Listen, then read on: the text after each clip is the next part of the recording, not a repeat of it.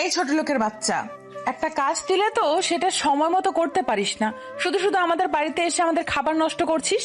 এই অনাথের বাচ্চা, আমার কাপড়গুলো লন্ড্রি থেকে কে নিয়ে আসবে? তোর বাবা না তোর মা নিয়ে আসবে আমার কাপড়গুলো? আর কয়টা বেজেছে খেয়াল আছে তোর? আমি সামনে তাকিয়ে দেখলাম উর্মি ম্যাডাম দাঁড়িয়ে আছেন, যাকে আমি এই পুরো চৌধুরী বাড়ির মাঝে জমের মতো ভয় পাই। আমার আর বুঝতে বাকি রইল না, এখন আমার মৃত বাবা আর মাকে নিয়ে ও কথা উঠবে। আর এখন যদি তার প্রতিবাদ করি তাহলে এই বাগানে সকল মানুষের সামনে উর্মি ম্যাডাম চেঁচামেচি শুরু করবে। হঠাৎ করে তখন মনে পড়ে ম্যাডামের কাপড়গুলো লন্ড্রি থেকে আনা হয়নি। ইস রে, আমিও ভুলে গেছিলাম একদম। আমি একটা হালকা হাসি মুখে বজায় রেখে ম্যাডামকে উদ্দেশ্য করে বললাম, ম্যাডাম একটা কথা বলবো। কি তাড়াতাড়ি বলে বিদায় হ অনাথের বাচ্চা। আগে বলেন মারবেন না। তুই কি মজা করছিস আমার সাথে, না আরো কয়েকটা দিব? মজা আর আপনার সাথে? আমি হলাম সামান্য একজন চাকর আর আপনি হলেন আমার ম্যাডাম। বল কি বলবি? আজকে তো আপনার এঙ্গেজমেন্ট। হ্যাঁ তো ম্যাডাম, আজকে যদি আপনি ইউরোপিয়ান পোশাক পরেন তাহলে আপনাকে অনেক সুন্দর লাগবে। হালকা আকাশি রঙের শাড়ির সাথে চোখে হালকা কাজল, খোলা চুল, আপনাকে দেখতে অনেক সুন্দর লাগে। আর আপনার স্বামী পুরো ফিদা হয়ে যাবে আপনাকে দেখে। কি বললি আবার বল। ম্যাডাম, ভুল হয়ে গেছে, আর বলবো না। আমি এক্ষুনি ছুটে যাচ্ছি, আপনার কাপড়গুলো নিয়ে আসছি। আপনি আপনার রুমে যান, আমি কাপড়গুলো নিয়ে আসতেছি। এদিকে আয়। না ম্যাডাম, আর বলবো না, ক্ষমা করে দেন আমায়। এই বলে আমি এক দৌড়ে বাড়ি থেকে বের হয়ে গেলাম। এবার আমাদের গল্পের নায়ক আর নায়িকার পরিচয় দেওয়া যাক। আমাদের গল্পের নায়কের নাম রাহুল চৌধুরী। সে 10 বছর বয়স থেকেই এই চৌধুরী বাড়িতে কাজ করছে। রাহুল এবার ম্যানেজমেন্ট নিয়ে মাস্টার্স করেছে, সেটা আবার সবার আড়ালে। রাহুলের বাবা মাই পৃথিবীতে বেঁচে নেই। রাহুল বড় হয়েছে একটা অনাথ আশ্রমে। রাহুলের বাবা মাকে তার রাহুল জানে না, আর আমাদের দেশে এরকম ছেলেকে অনাথ বলা হয়। একদিন উর্মির বাবা শরীফুল চৌধুরী একটা কাজে আশ্রমে গিয়ে রাহুলের সাথে পরিচয়, তারপর রাহুলকে তার বাড়িতে নিয়ে আসেন। রাহুলকে চৌধুরী বাড়ির সবাই অনেক ভালোবাসে, তবে উর্মি ছোটবেলা থেকে রাহুলকে সহ্য করতে পারত না। আর বাকিটুকু না হয় গল্প পড়তে পড়তে জানতে পারবেন। এবার আসি আমাদের নায়িকার পরিচয় পর্বে। আমাদের গল্পের নায়িকার নাম উর্মি চৌধুরী। উর্মি তার বাবা মায়ের একমাত্র মেয়ে। উর্মি আমেরিকা থেকে অনার্স কমপ্লিট করে দেশে ফিরেছে। আজকে উর্মির এঙ্গেজমেন্ট তার ভালোবাসার মানুষ জয়ের সাথে। আর বাকিটুকু গল্পের সাথে থাকলে জানতে পারবেন। এদিকে রাহুল লন্ড্রি থেকে কাপড় নিয়ে বাসায় এসে উর্মির দরজার সামনে দাঁড়িয়ে দরজা কড়া নাড়ে। তখন উর্মি ভেতর থেকে বলে, আয় ভেতরে। কাপড়গুলো নিয়ে আমি রুমে ঢুকে দেখতে পেলাম ম্যাডাম তার আলমারিতে কি কাজ করছিলেন। তখন আমি কাপড়গুলো ম্যাডামের বিছানার উপর রেখে যেই চলে আসতে যাব, তখন উর্মি ম্যাডামের সাথে ধাক্কা লাগে। ম্যাডাম তার আলমারি থেকে কাপড়গুলো নিয়ে সেগুলো ঠিক করতে করতে আমার দিকে আসছিলেন।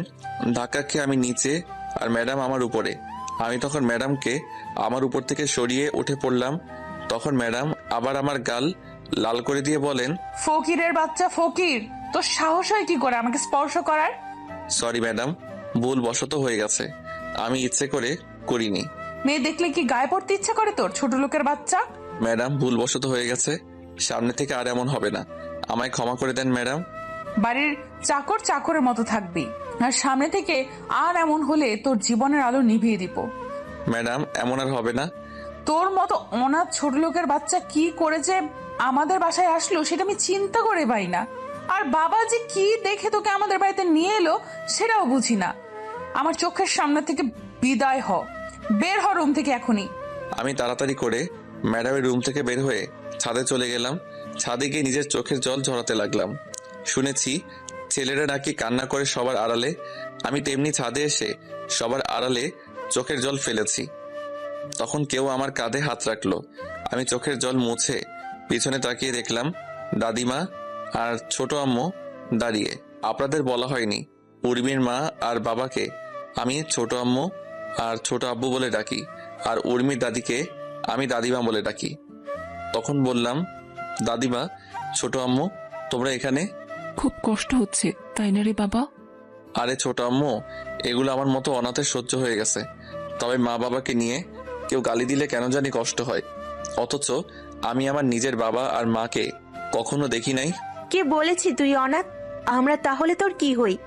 দাদিমা, কথা আছে না, কে আপনার কে পর তা বোঝা বড় কষ্টকর। কি বললি তুই? তুই এই কথাটা আমাদের বলতে পারলি দাদু ভাই? ছোট আম্মু, দাদিমা, তোমরা হয়তো জানো এই কথাটার মানে। সবকিছু পাওয়ার পরেও নিজের কাছে মায়ের আর বাবার স্নেহের কমতি তো থেকে যায়। হয়েছে তোর বড়দের মতো কথা বলা। চল নিচে চল, একটু পর অনুষ্ঠান শুরু হবে। না ছোট আম্মু, আমি এখানে ঠিক আছি।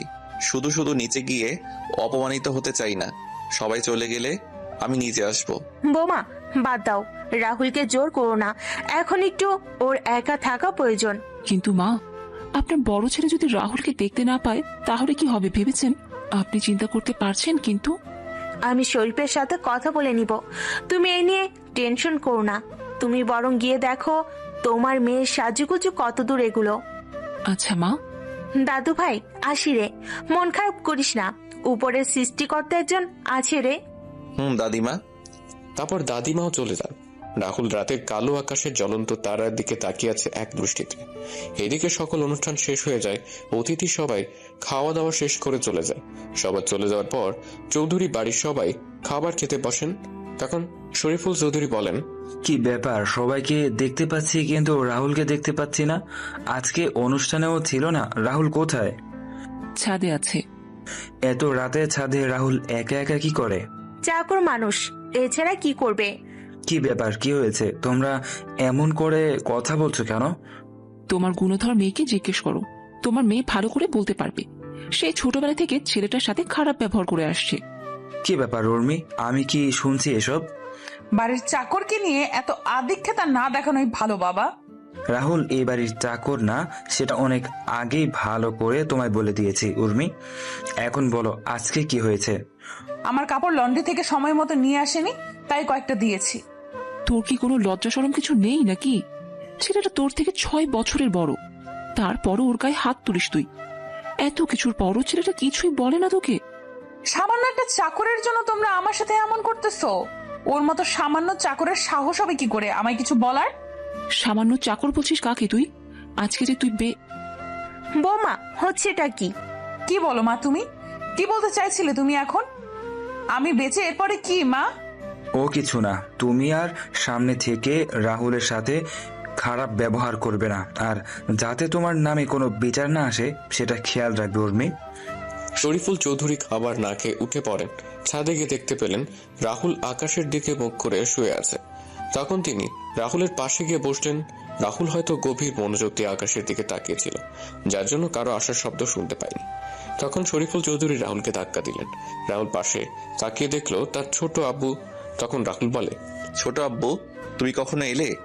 এই তো মাত্রই আসলাম। কি করছিলি? তারা দেখছিলাম ম্যাডামের এঙ্গেজমেন্টের সবকিছু শেষ হয়ে গেছে। হ্যাঁ, মন খারাপ তোর বাবা? না না ছোট আব্বু, আজকে ঘটনা আমি সব শুনেছি। রাহুল তোর সাথে অনেকদিন ধরে একটা কথা বলার হয়নি রে। কি কথা ছোট আব্বু? কেউ মনে হচ্ছে আমাদের ক্ষতি করতে চাচ্ছে। আমাদের কোম্পানির সবকিছুর ইনফরমেশন কিভাবে যেন জেনে যাচ্ছে। আমার হাতের কয়েকটা কন্ট্রাক্টও ইতিমধ্যে আমার হাত থেকে বেরিয়ে যাচ্ছে। আমি কিছুই বুঝতে পারছি না রে। আর কয়েকদিন পরে উর্মির বিয়েও। সবকিছু মিলে কেমন যেন একটা অদ্ভুত পরিস্থিতির সৃষ্টি হয়েছে। আরে ছোট আব্বু, চিন্তা করো না, সবকিছু ঠিক হয়ে যাবে। যাও, তুমি গিয়ে ঘুমিয়ে পড়ো। তুইও চল আমার সাথে, একসাথে খাবার খাবো। কি, তুমি এখনো খাবার খাওনি কেন? তুই খাবার টেবিলে নেই তাই আর খাইনি। আচ্ছা চলো, খাবার খাবে এখন? তারপর শরীফুল চৌধুরী আর রাহুল নিচে এসে খাওয়া শুরু করলেন। খাওয়া দাওয়া শেষ করে যে যার যার রুমে গিয়ে ঘুমিয়ে পড়ে। এদিকে রাহুল রুমে বসে কিছু কাজ করে আর কিছু জিনিস পর্যবেক্ষণ করা শুরু করলো। কিছু সময় পর রাহুলও আবার ঘুমিয়ে পড়ে। পরদিন সকালে রাহুল ঘুম থেকে উঠে বাগানে থাকা সকল গাছে পানি দিয়ে ছাদে থাকা গাছগুলোতে পানি দিয়ে নিচে এসে সবার জন্য সকালে নাস্তা তৈরি করছিল। তখন ছোট আম্মু এসে রাহুলকে বলেন, ওই তোকে সকাল সকাল রান্নাঘরে আসতে মানা করেছি না? আরে ছোট আম্মু, এই একবেলাই তো তোমাদের জন্য নাস্তা তৈরির সুযোগ হয়, আর বাকি সময় তো ম্যাডাম আর ছোট আব্বুর সাথে থাকতে হয়। আর এটা তো আমার ছোটবেলা থেকে করতে করতে অভ্যাসে পরিণত হয়েছে। এটা এখন পরিবর্তন কর। তুই এখন আর আগের রাহুল নেই। তখন শরীফুল চৌধুরীর ছোট ভাইয়ের স্ত্রী সুলতানা রহমান নিচে নামতে নামতে বলেন, ভাবি, আপনি যে কি বলেন না, চাকর তো চাকরই থাকবে, ছোট আর বড় কি সে তো আজীবন চাকরি থাকবে। রাহুল সুলতানা রহমানের কথা শুনে হালকা হাসি মুখে এনে কাজে মনোযোগ দেন, আর ছোট আম্মু সুলতানা রহমানকে উদ্দেশ্য করে বলেন, তুই ঠিকই বলেছিস, অমানুষ তো আর কোনোদিন মানুষ হয় না। অমানুষ কিভাবে মানুষের মূল্য দিবে? ভাবি, তুমি কি কথাটা আমায় বললে? দেখ সুলতানা, তুই কথাটা কিভাবে নিবি সেটা তোর বিষয়, আর আমি কি তোকে মিন করে বলেছি? রাহুল সকলের জন্য নাস্তা রেডি করে টেবিলে সাজিয়ে রাখে। তারপর রাহুল উর্মির জন্য সেদ্ধ ডিম আর চিকেন ব্রেস্ট, টমেটো, শসা ও পেঁয়াজের সঙ্গে পেপার যোগ করে উর্মির জন্য সালাদ তৈরি করে উর্মির রুমের সামনে গিয়ে দরজা কড়া নাড়ে। তখন উর্মি এসে দরজা খুলে দিল। ম্যাডাম, আপনার খাবার। রেখে যা। ম্যাডাম, আজকে কি কোথাও যাবেন? কেন? আসলে ম্যাডাম, ছোট আব্বুকে নিয়ে একটু অফিসে যেতাম। চাকরের বাচ্চা, তুই অফিসে গিয়ে কি করবি? পড়ালেখা তো আর আও জানিস না, আর তুই অফিসে যাবি? এই জুতোগুলো পলিশ করে নিয়ে আয়, আমি 11টার দিকে বের হব। 11টার আগে যেন তোকে গাড়ির কাছে দেখতে পাই। যদি 1-2 সেকেন্ড লেট হয় তাহলে তোর কপালে কিন্তু দুঃখ আছে। আচ্ছা ম্যাডাম। জুতাগুলো নিয়ে নিচে এসে আমি পালিশ করতে লাগলাম। জুতা পালিশ হয়ে গেলে আমি ম্যাডামের দরজার সামনে রেখে আসলাম। আমি নিচে এসে সবার এটো প্লেটগুলো ধুয়ে সাজিয়ে রান্নাঘর থেকে আমার রুমে এসে গোসল করে নিলাম। তারপর সকাল 10টায় ছোট আব্বুকে নিয়ে বের হলাম অফিসের উদ্দেশ্যে। 10:30-এ ছোট আব্বুকে অফিসে নামিয়ে দিয়ে আমি 11টার আগেই বাসায় প্রবেশ করি। আমি গাড়িতে বসে ম্যাডামের জন্য অপেক্ষা করতে থাকি। কিছুক্ষণ পর দেখলাম ম্যাডাম আসছেন। গাড়ি থেকে বের হয়ে পিছনের দরজা খুলে দিলাম। ম্যাডাম গিয়ে সিটে বসলো। আমি দরজা লাগিয়ে ড্রাইভিং সিটে বসে ম্যাডামকে বললাম, ম্যাডাম কোথায় যাব? এই, শপিং মলে যাব। আচ্ছা ম্যাডাম। আমি গাড়ি চালানো শুরু করলাম। কিছুক্ষণ পর আমি শপিং মলের সামনে এসে দেখলাম ম্যাডামের বান্ধবীরা দাঁড়িয়ে আছে। আমি গাড়ি থামিয়ে গাড়ি থেকে বের হয়ে গাড়ির দরজা খুলে ম্যাডামকে বললাম, ম্যাডাম চলে আসছি, আপনি নামতে পারেন। গাড়ি পার্কিং করে বসে থাকবি, আর আমি কল দিলে চলে আসবি। আর এই নে 50 টাকা, দুপুরে খাবার খেয়ে নিবি। হাসি মুখে টাকাটা নিয়ে আমি মাথা নাড়ালাম। তারপর ম্যাডাম তার বান্ধবীদেরকে নিয়ে চলে যান শপিং মলের ভিতরে। আমি গাড়িতে বসে রইলাম, ভালো লাগছিল না। তখন গাড়ি থেকে বের হয়ে আশেপাশে একটু হাঁটাহাঁটি করছিলাম। তখন দেখতে পেলাম একজন ভদ্রমহিলা তার ছেলেকে নিয়ে রাস্তা পার হতে পারছেন না। আমি তখন তাদের রাস্তা পার করিয়ে দিয়ে আসছিলাম। তখনই ম্যাডাম ফোন দিলেন। Hello madam. 4র্থ তলায় তাড়াতাড়ি আয় তো একটু। আমি তাড়াতাড়ি করে শপিং মলের 4র্থ তলায় গিয়ে দেখতে পেলাম কয়েকটা ছেলে মিলে ম্যাডাম আর তার বান্ধবীদের সাথে কি যেন কথা বলছে। তবে তাদের কথা বলার ধরনগুলো সুবিধার মনে হচ্ছিল না। আমি ছেলেদের পিছনে গিয়ে বললাম, কি রে, এখানে কি সমস্যা? কিছু না, তুই যা এখান থেকে, কোনো সমস্যা নেই। আচ্ছা ম্যাডাম চলুন, এখানে কোনো সমস্যা নেই। এখানে একদম চালাকি করার চেষ্টা করবি না, তা না হলে এগুলো দেখছিস। ভাই আমি কি করলাম? আমি তোমাদের জিজ্ঞেস করলাম সমস্যা কি, তোমরা বললে কোনো সমস্যা নেই, তাই তো আমি এদের নিয়ে চলে যাচ্ছি। আমরা তোকে যেতে বলেছি, তবে এই মা। আর কোনো কথা বলার সুযোগ দিলাম না, সোজা মুখ বরাবর একটা ছক্কা হাঁকিয়ে দিলাম। আর ছেলেটা বাউন্ডারির বাইরে। তারপর সব কয়টাকে মারা শুরু করলাম। হঠাৎ কেউ আমার পেটের পাশে ছুরি দিয়ে আঘাত করে। আমি পিছনে তাকিয়ে দেখলাম ওই ছেলেটা আমি। তখন ছেলেটার দিকে এগিয়ে যাব, তখন ছেলেগুলো দৌড়ে পালিয়ে যায়। তারপর আমি আমার শার্ট খুলে আঘাত পাওয়া জায়গায় বেঁধে নিলাম। তারপর ম্যাডামকে বললাম, চলুন ম্যাডাম বাসায় যাওয়া যাক তাহলে। কিন্তু তোর তো ছুরি লেগেছে আর রক্ত পড়ছে। আরে ম্যাডাম, এটা কিছু না, আমাদের মতো চাকরের জন্য এইগুলো কিছুই না। এই আঘাতের চেয়ে আরো অনেক বড় বড় আঘাত পেয়েছি। আর রইল রক্তের কথা, রক্ত তো ছোট থেকে অনেক ঝরেছে, এখনো না হয় আরো কিছু ঝরুক, আমি মারা যাব না এত সহজে, আপনি চিন্তা করবেন না। চলুন ম্যাডাম এখন। বেশি কথা না বলে হসপিটালে চল, তুই না হলে তোর জন্য আমার কথা শুনতে হবে। চিন্তা করবেন না, আমার কিছু হবে না। তারপর উর্মিরা সামনের রাহুল পিছনে, কিন্তু বারবার উর্মি পিছনে তাকাচ্ছে। হঠাৎ করে পেছনে কিছু পড়ে যাওয়ার শব্দে উর্মি আর ওর বান্ধবীরা পেছনে তাকিয়ে দেখলো রাহুল মাটিতে পড়ে আছে। তারপর ধরাধরি করে রাহুলকে হাসপাতালে নিয়ে যাওয়া হয়। আর এদিকে উর্মি ফোন দিয়ে তার বাবাকে সবকিছু খুলে বলে। তখন তার বাবা বলেন তিনি এখনই আসছেন। এদিকে রাহুলের অপারেশন চলছে ভেতরে। ডাক্তাররা অনেক সাবধানে অপারেশন করছেন, রাহুলের কোনো ভুল হলেই যা কিছু হতে পারে। 3 ঘন্টা পর ডাক্তার বের হন অপারেশন থিয়েটার থেকে। তবে ডাক্তারের চেহারা কালো হয়ে আছে। এর মাঝে উর্মির বাবা মা, দাদিমা, চাচা চাচি বলেন, চলেন আসেন হাসপাতালে। তখন শরীফুল চৌধুরী বলেন, ডাক্তার রাহুল কেমন আছে এখন? ডাক্তার তার চেম্বারে চলে যান। আর তখন শরীফুল চৌধুরী উর্মিকে বলেন, ডাক্তার চুপ, কোনো কথা বলছে না। এবার সবার মুখটা কালো হয়ে যাচ্ছে, আর উর্মিও টেনশন হচ্ছে। কিন্তু উর্মি বুঝতে পারছে না যে পেটের পাশে আঘাতের জন্য কি এমন হলো ডাক্তারের মুখ কেমন কালো, আর ডাক্তার চুপ হয়ে আছে, কোনো কথা বলছে না। তখন উর্মির চাচা শফিক চৌধুরী বলেন, কি হলো ডাক্তার, আপনি কোনো কথা বলছেন না যে? বলুন না, রাহুলের অবস্থায় কেমন? ছেলেটা ভালো আছে তো? দেখুন, আমি আপনাদের আগেই বলেছিলাম যে আচ্ছা, আমরা আপনার চেম্বারে গিয়ে কথা বলি। আপনি চেম্বারে যান, আমরা আসছি। বলছে না। তখন উর্মির চাচা শফিক চৌধুরী বলেন, উর্মি, তুই বাসায় চলে যা। কেন? আর তোমরা ডাক্তারকে এখানে কিছু বলতে মানা করলে কেন? তোমরা কি লুকাতে চাচ্ছ আমার থেকে? সামান্য একটা বাড়ির চাকরের জন্য তোমরা এত চিন্তা করছো কেন? আর ও মরে গেলেই বা কি? কি ব্যাপার বলো তো? তোমরা কি লুকানোর চেষ্টা করছো বলো তো? আমি এখানে থাকি আর উর্মি বরং বাসায় চলে যান। ভাবি কি বললো তোমায় শুনতে পাওনি তুমি? উর্মিকে নিয়ে বাসায় যাও। উর্মিয়ার জাতি সুলতানা রহমান চলে যান হাসপাতাল থেকে। তারপর সবাই মিলে ডাক্তারের চেম্বারে যান। তখন ডাক্তারের কথা শুনে সবার মুখ কালো হয়ে গেল। 7 দিন পরে সবাই রাহুলকে নিয়ে বাসায় ফিরে আসে। রাহুলের পুরোপুরি সুস্থ হতে আরো 3 দিন সময় লাগে। এখন রাহুল পুরোপুরি সুস্থ। রাহুল আগের মতো বাসার সব কাজ করে। রাহুল একদিন তার রুমে বসে বিসিএস এর জন্য পড়াশোনা করছিল। তখনই উর্মি রাহুলের দরজায় কড়া নাড়ে। তখন রাহুল বইগুলো লুকিয়ে রেখে দরজা খুলে দিল। তখন উর্মি রাহুলের রুমে ঢুকে রাহুলকে বলে, শোন, আজকে বিকেলে আমি ফুফুদের গ্রামে যাব আর সেখানে কয়েকদিন থাকবো। তাই তুই তোর কিছু কাপড় সাথে করে নিয়ে নিস। ম্যাডাম, কারণটা কি জানতে পারি? তোর জানার দরকার নেই। উর্মি চলে যায় রাহুলের রুম থেকে। রাহুল দুপুরের খাবার খেয়ে নিজের রুমে এসে কাপড়গুলি গুছিয়ে নিল, তারপর ঘুমিয়ে পড়ে। 3:50 শেষে রাহুল ঘুম থেকে উঠে রেডি হয়ে নেয়।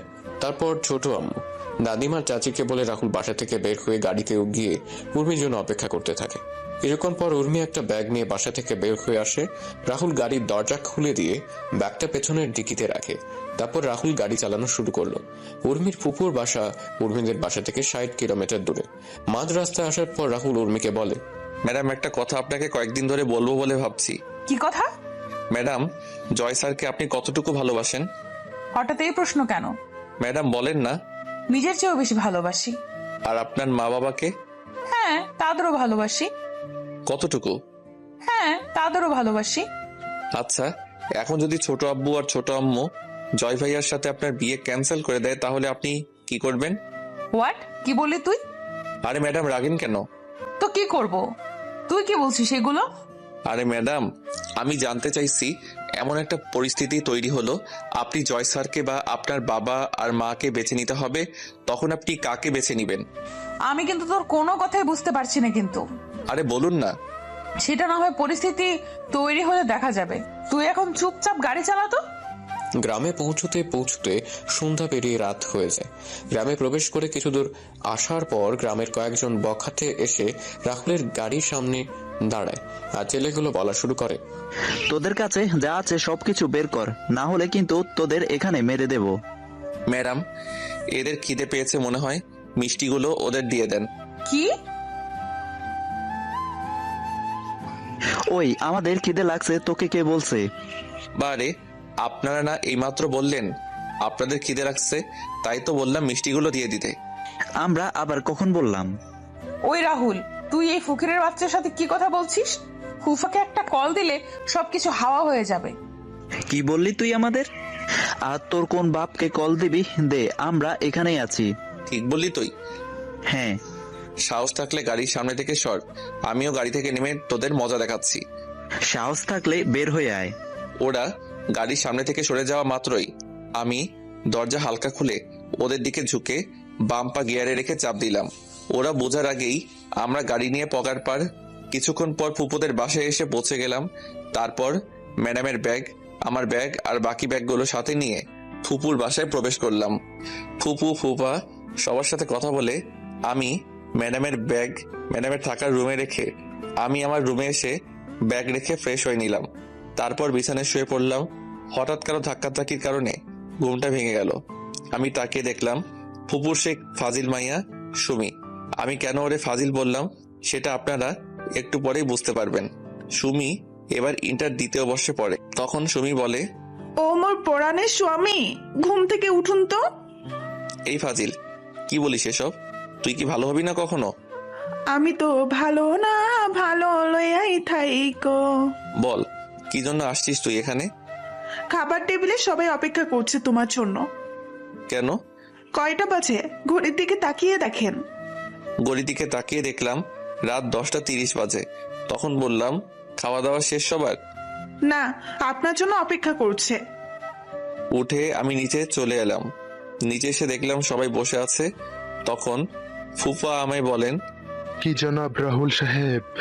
এই তো ফুফা, ভালো। তুমি কেমন আছো? টেনশনে ছিলাম, তবে এখন টেনশন ফ্রি আছি। কোনো টেনশনের চিন্তা নাই, আমি আছি তো। সেটাই তো বর্ষার জায়গা। আচ্ছা বুঝলাম, তোমরা সবাই এই ছোট লোকটাকে নিয়ে এত আদিক্ষেতা করছো কেন?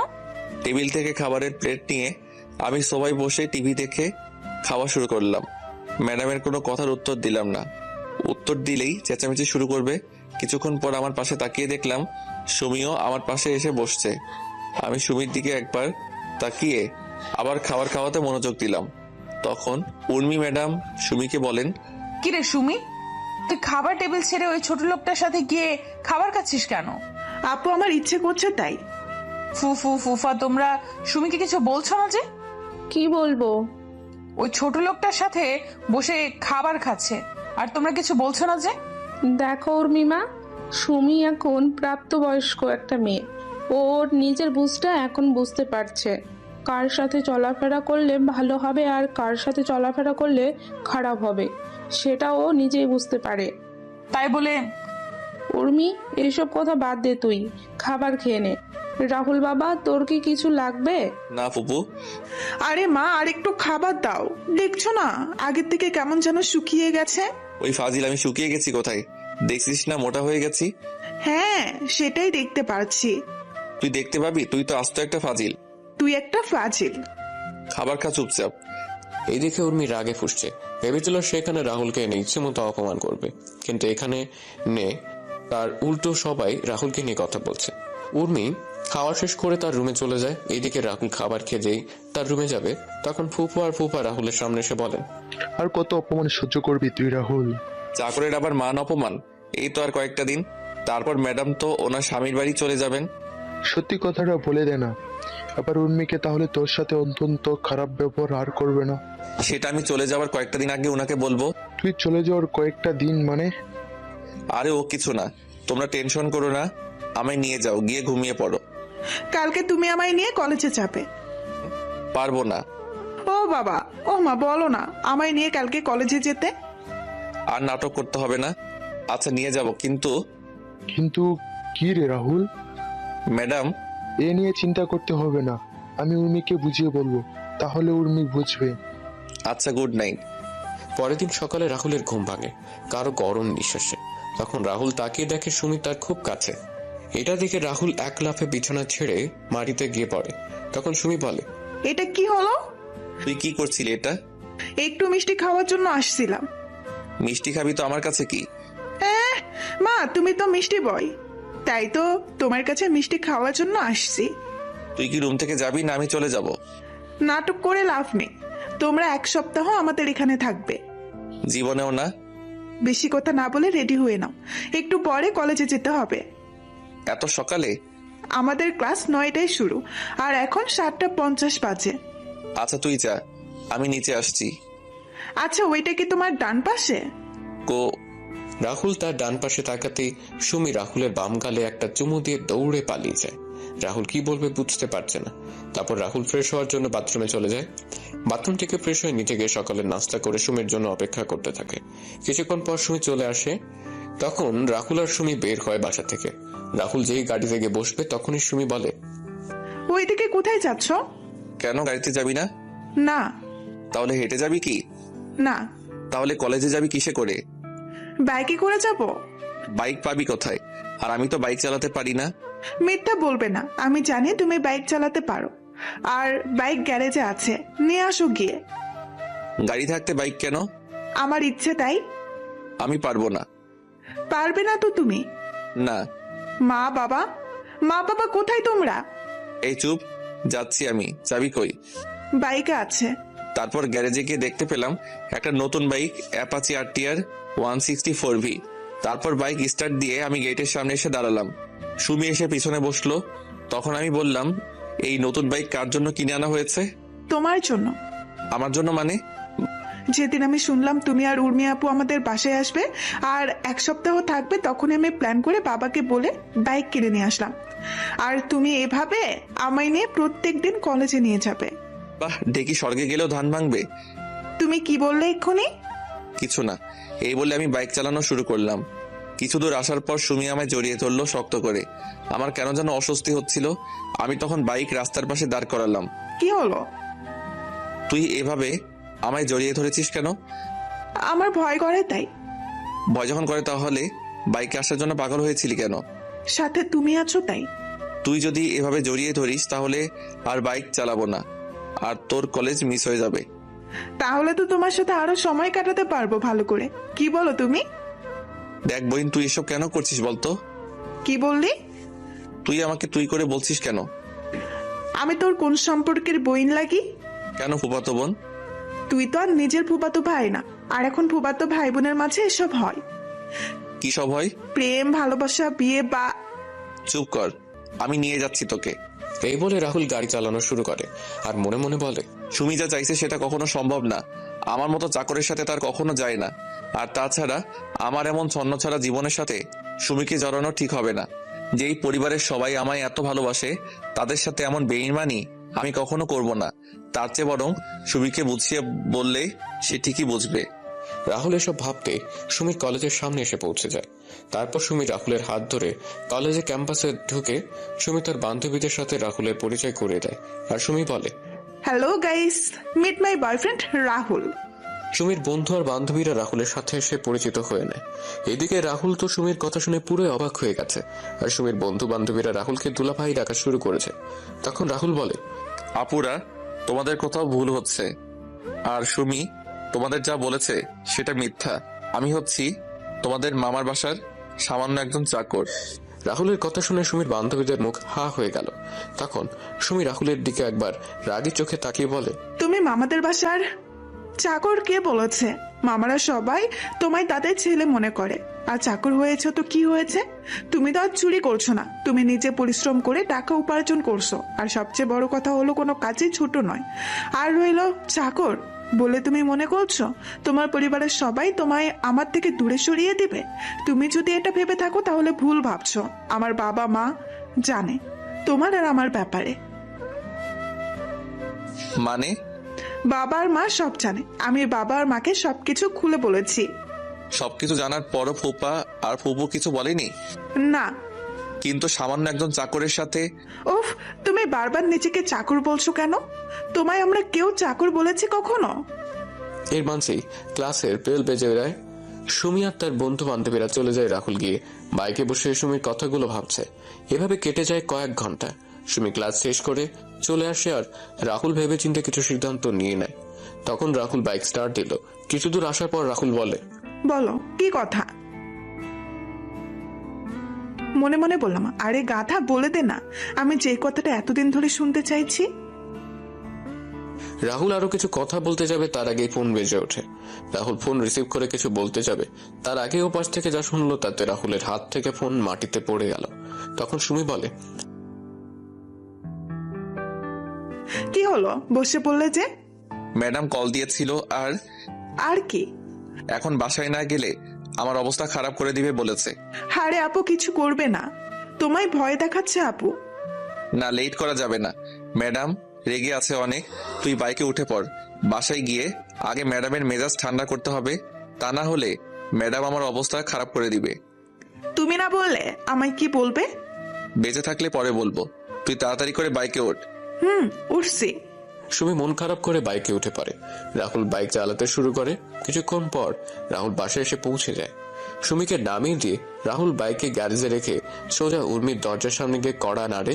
তখন উর্মি বলে, ভেতরে আয়।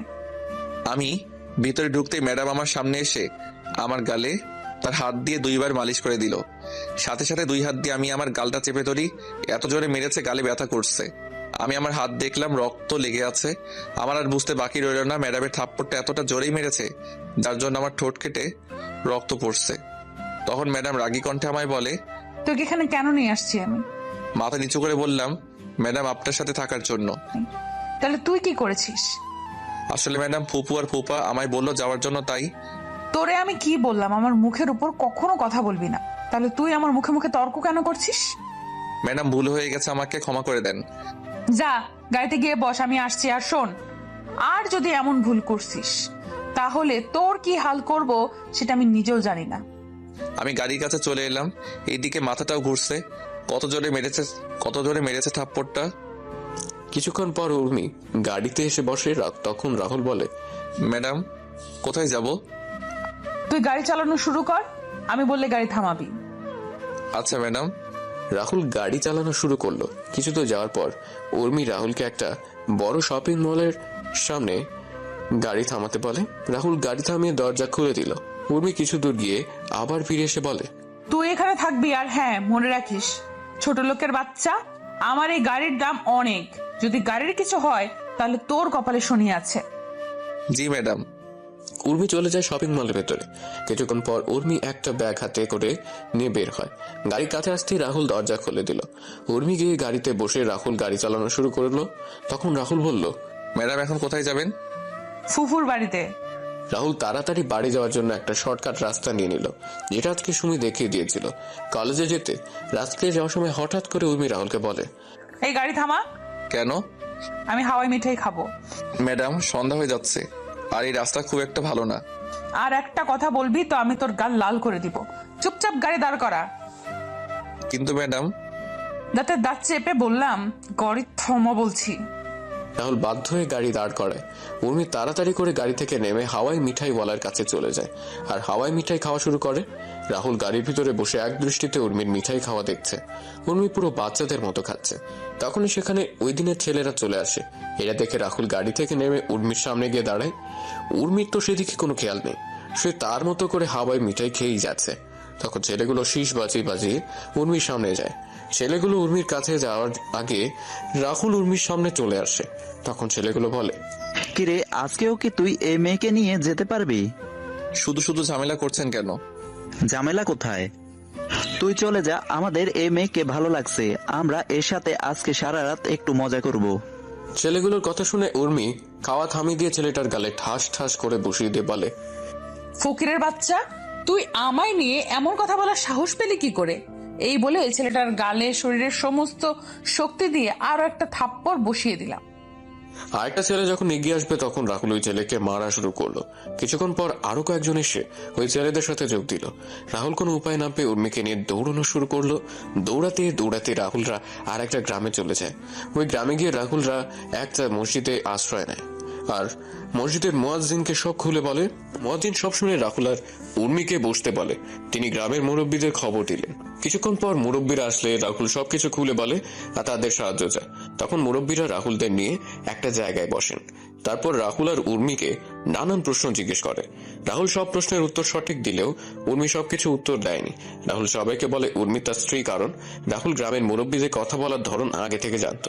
উর্মি তখন রাহুলকে সাথে মুরব্বীদের ও নানানভাবে কটূক্তি করে। তখন মুরব্বীরা সবাই মিলে কাজী ডেকে উর্মি আর রাহুলের বিয়ে করিয়ে দিলেন। বিয়ে শেষ হয়ে গেলে রাহুল আর উর্মিকে তাদের গাড়ি পর্যন্ত এগিয়ে দিল। রাহুল সবাইকে বিদায় দিয়ে গাড়িতে উঠে, সাথে উর্মিও গাড়িতে উঠে। রাহুল গাড়ি চালিয়ে কিছু দূর আসার পর উর্মি রাহুলকে গালি দিয়ে বলে, এই চাকরের বাচ্চা চাকর, তোর সাহস হলো কি করে আমায় তোর বউ বলার? এছাড়া কোনো উপায় ছিল না। আমি সবকিছু ঠিক করে নিয়েছিলাম, কিন্তু আপনি সবকিছু ভেস্তে দিলেন। তুই বাড়ির সামান্য চাকর হয়ে আমায় তোর বউ বলবি, সেটা আমি আবার মেনে নেব? তুই ভাবলি কি করে? ম্যাডাম, আপনি গ্রামের মুরব্বীদের কথার মানে বুঝবেন না আর মুরব্বীদের কথার উত্তর দিতে পারবেন না, তাই আমি আপনাকে আমার বউ বলেছি। আপনি যদি আমার সাথে তাল মিলিয়ে কথা বলতেন তাহলে আজকে আপনার সাথে আমার বিয়ে কখনো হতো না। আপনি আপনার জেদ আর ইগোর জন্য আজকের এই পরিস্থিতির সৃষ্টি হয়েছে। আমি এই বিয়ে মানি না। আর না তোকে আমার স্বামী বলেও মানি। আমি কয়েকদিন পরে তোকে ডিভোর্স দিয়ে দিব। আমারও কোনো ইচ্ছে নেই আপনার মতো পাগলের উন্মাদ মেয়েকে বিয়ে করার। কি বললি ছোট লোকের বাচ্চা? হ্যাঁ ঠিক বলেছি। আমাকে কি পাগল কুত্তা কামড়াইছে যে আপনাকে আমার বিয়ে করতে হবে? ভাগ্য খারাপ আর পরিস্থিতির জন্য আপনাকে বিয়ে করতে হয়েছে। এবার কিন্তু তুই তোর লিমিট ক্রস করছিস। ও আপনি এখন আমায় লিমিট ক্রস করছি বলেছেন? সামান্য কয়েকটা কথা বলতে আপনার লিমিট আমি অতিক্রম করে ফেলেছি? আর আপনি যে আমায় ছোটবেলা থেকে অনেক কথা বলেছেন, তাহলে কি আপনি লিমিট ক্রস করেননি? শুনুন ম্যাডাম, মানুষের আসল পরিচয় তার সৌন্দর্য বা টাকা পয়সা নয়, তার আসল পরিচয় হলো তার ব্যবহার, তার চরিত্র দিয়ে। আপনারা বড় লোকরা মানুষকে বিচার করেন টাকা পয়সা দিয়ে, তাই হয়তো কোনো মানুষ আপনাকে ধোকা দিবে সেটা বুঝে উঠতে পারেন না। আপনারা মনে করেন টাকা পয়সা থাকলেই আসল সুখ, কিন্তু ম্যাডাম সেটা সত্যি না। সত্যিটা হলো মানুষের ভালো কাজেই একজন মানুষের আসল শান্তি। আপনি যদি রাতের বেলা ঘুমানোর আগে শুয়ে শুয়ে চিন্তা করেন কালকে কত টাকা ইনকাম করব, কালকে কোথায় কোথায় পার্টি করব, তাহলে হয়তো আপনি ঘুমাতে পারবেন, কিন্তু শান্তির ঘুম ঘুমাতে পারবেন না। আবার আপনি যদি চিন্তা করেন আজকের দিনে আপনি কতজন মানুষের সাথে ভালো ব্যবহার করছেন আর কয়েকজন মানুষকে সাহায্য করেছেন, সেটা মনে হলে আলাদা একটা শান্তি নিজের ভিতর অনুভব করবেন, আর তখনই ঘুমটাও শান্তি হবে। রাহুলের কথাগুলো প্রথমে উর্মি ভালো না লাগলেও পরে কেন জানি রাহুলের বলা কথাগুলো শুনতে ভালো লাগছিল। তখন রাহুল আবার বলে উঠে, ম্যাডাম চিন্তা করবেন না, আজকের বিষয়টা কেউ জানবে না, আর কয়েকদিন পরে আমি ডিভোর্স পেপারে স্বাক্ষর করে আপনাকে দিয়ে দিব। কথা বলতে বলতে রাহুলরা বাসায় চলে আসে। উর্মি গাড়ি থেকে নেমে বাসার ভিতরে চলে যায়। রাহুল গাড়ি পার্কিং করে বাসার ভেতরে প্রবেশ করে। তখন ফুপা বলেন, কোথায় গিয়েছিলি তোরা? ম্যাডাম কি যেন কাজ ছিল, তাই ম্যাডামকে নিয়ে গিয়েছিলাম। সন্ধ্যা পরে কোথাও বের হবে না, গ্রামের সন্ধ্যার পরে কোথাও বের হবে না, গ্রামের পরিবেশ সন্ধ্যার পরেই পাল্টে যায়। আচ্ছা। রাহুল তার রুমে চলে যায়। রাতের খাবার খাওয়ার সময় ফুপু বলেন, উর্মিমা, তোর আমাদের কোনো অসুবিধা হচ্ছে না তো? না ফুফু, আমার কোনো সমস্যা হচ্ছে না। পূর্ণিমা, তুই চাইলে কালকে সুমির সাথে সুমির কলেজে যেতে পারিস। তাছাড়া রাহুলও সুমিকে নিয়ে সুমির কলেজে যায়। কলেজে গিয়ে তোরও ভালো লাগবে। তোর ফুফু তো তার কাজ নিয়ে বিজি, আমিও আমার অফিস নিয়ে। তুই একা একা বাসায় থাকিস। আপু যাবে না আমার কলেজে, তাই না আপু? আমি তোকে কখন বললাম আমি যাব না কলেজে? তুই না কালকে বললি যাবি না আমার কলেজে। তখন ইচ্ছা হয়নি, এখন আমার ইচ্ছে হয়েছে তাই। রাহুল সোফায় বসে টিভি দেখছে আর খাবার খাচ্ছে।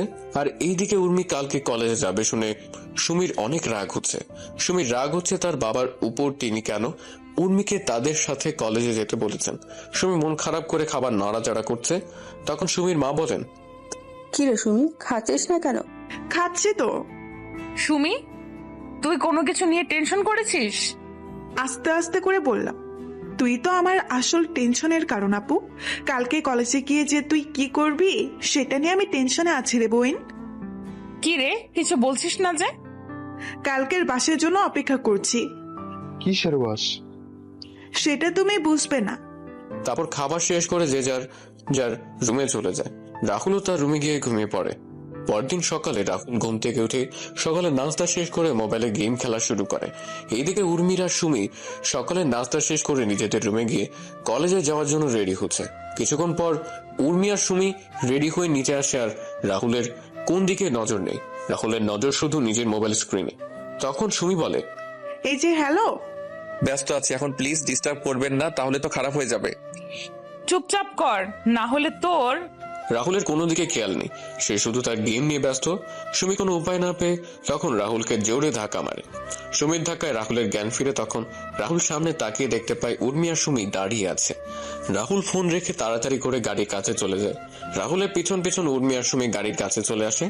রাহুল দরজা খুলে দিলে উর্মি পিছনের সিটে গিয়ে বসে আর সুমি রাহুলের পাশে সিটে গিয়ে বসে। রাহুল গাড়ি চালানো শুরু করলো। কিছুক্ষণ পর সুমির কলেজে পৌঁছে গেল। সুমি গাড়ি থেকে নেমে উর্মিকে বলে, আপু চল। চল। রাহুলকে উদ্দেশ্য করে বললাম, কি হলো তুমিও আসো? উর্মি ম্যাডামকে দেখে আমি সুমিকে বললাম, না আপনারা যান, আমি এখানে আছি, আর কোনো কিছু দরকার হলে আমাকে বলবেন, আমি পৌঁছে যাব। বললাম না আসার জন্য। না আপনারা যান। এই সুমি, ওকে এত করে বলছিস কেন? ও চাকর, ও গাড়ির কাছে থাকুক, ওকে কেন ডাকছিস তুই? আপু, ও তোদের চাকর, কিন্তু আমাদের জন্য ও আমাদের অতিথি। তাই অন্তত তুই আমার কলেজে ওকে চাকর বা অন্য কিছু না বললে খুশি হব। আর কলেজের সবাই বাবাকে সম্মান করে, তাই কলেজের সবার সামনে এমন কোনো আচরণ করিস না যার জন্য বাবার সম্মানহানি না হয়। ওর জন্য তোর এত দরদ কিসের? মানুষ হয়ে মানুষের জন্য দরদ থাকাটা কি স্বাভাবিক নয় আপু? দেখ, আমি ওদের কথা শুনে বুঝতে পারলাম এদের যদি থামানো না হয় তাহলে দুই বোনের মাঝে ঝগড়া চুল ছিঁড়াছিঁড়ি হতে পারে। তখন বললাম, আমি গাড়িতে আছি, আপনারা আসুন। আর গাড়িতে গ্যাস নেই, আমি বরং গ্যাস নিয়ে আসি। এই বলে আমি সেখান থেকে চলে এলাম। রাহুল গাড়িতে এসে আবার গেম খেলা শুরু করলো, আর এইদিকে সুমি আর উর্মি ক্যাম্পাসে গিয়ে বসে। সুমি তার বন্ধু আর বান্ধবীদের সাথে উর্মির পরিচয় করিয়ে দিল। তারপর সবাই মিলে কিছুক্ষণ আড্ডা দিয়ে ক্লাসে চলে যায়। সকল ক্লাস শেষ করে সুমিরা আবার আড্ডা দেওয়া শুরু করে। কিছুক্ষণ পর সবাই যার যার বাসায় চলে যায়। সুমি আর উর্মি এসে দেখতে পায় রাহুল গেম খেলছে। তখন সুমি রাহুলের হাত থেকে মোবাইল নিয়ে নেয়।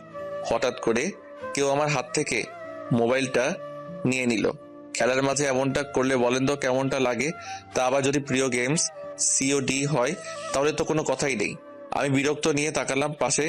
আমি তখন দেখলাম সুমি আর ম্যাডাম দাঁড়িয়ে আছে। আমি গাড়ি থেকে নেমে তাড়াতাড়ি করে গাড়ির দরজা খুলে দিলাম। ওনারা গাড়িতে বসলে আমি আবার গাড়ি চালানো শুরু করলাম। 40 মিনিট পরে সবাই বাসা থেকে এসে পৌঁছে যায়। দুপুরের খাবার খেয়ে যে যার যার রুমে গিয়ে ঘুমিয়ে পড়ে। বিকেলে রাহুলের ঘুম ভাঙলে রাহুল ছাদে গিয়ে দোলনায় শুয়ে পড়ে। রাহুল শুয়ে শুয়ে এক দৃষ্টিতে আকাশের দিকে তাকিয়ে আছে। সুমিদের বাসার ছাদে এলেই খারাপ থাকা মনটা নিমিশেই ভালো হয়ে যায়। পাখির কিচিরমিচি শব্দ মানুষের বাসার ফেরার মতো করে পাখিরাও ফিরে যাচ্ছে তাদের আসল ঠিকানায়। আর সাথে পাখির কিচিরমিচি শব্দ, ঝাঁকে ঝাঁকে চড়ুই পাখি দেখে মনে হচ্ছে যেন পাখিদের মিলন মেলা। দল বেঁধে উড়ে এসে বসে গাছের ডালপালায়। গাছের প্রতিটি শাখা প্রশাখা ভরে ওঠে চড়ুই পাখিতে, আর তাদের কিচিরমিচির শব্দে মুখর থাকে গোটা এলাকা। সুমিদের পাশে বিদ্যুৎ কেন্দ্রের বাগানে বিকেল হলে সমাবেশ শত শত চড়ুই পাখির। সারাদিন এই স্থানটি ফাঁকা থাকে, তবে বিকেল হলে শুরু হয় পাখিদের আনাগোনা। ঝাঁকে ঝাঁকে চড়ুই পাখি এসে বসতে থাকে পল্লী বিদ্যুৎ সংলগ্ন আশপাশের গাছপালাগুলোতে।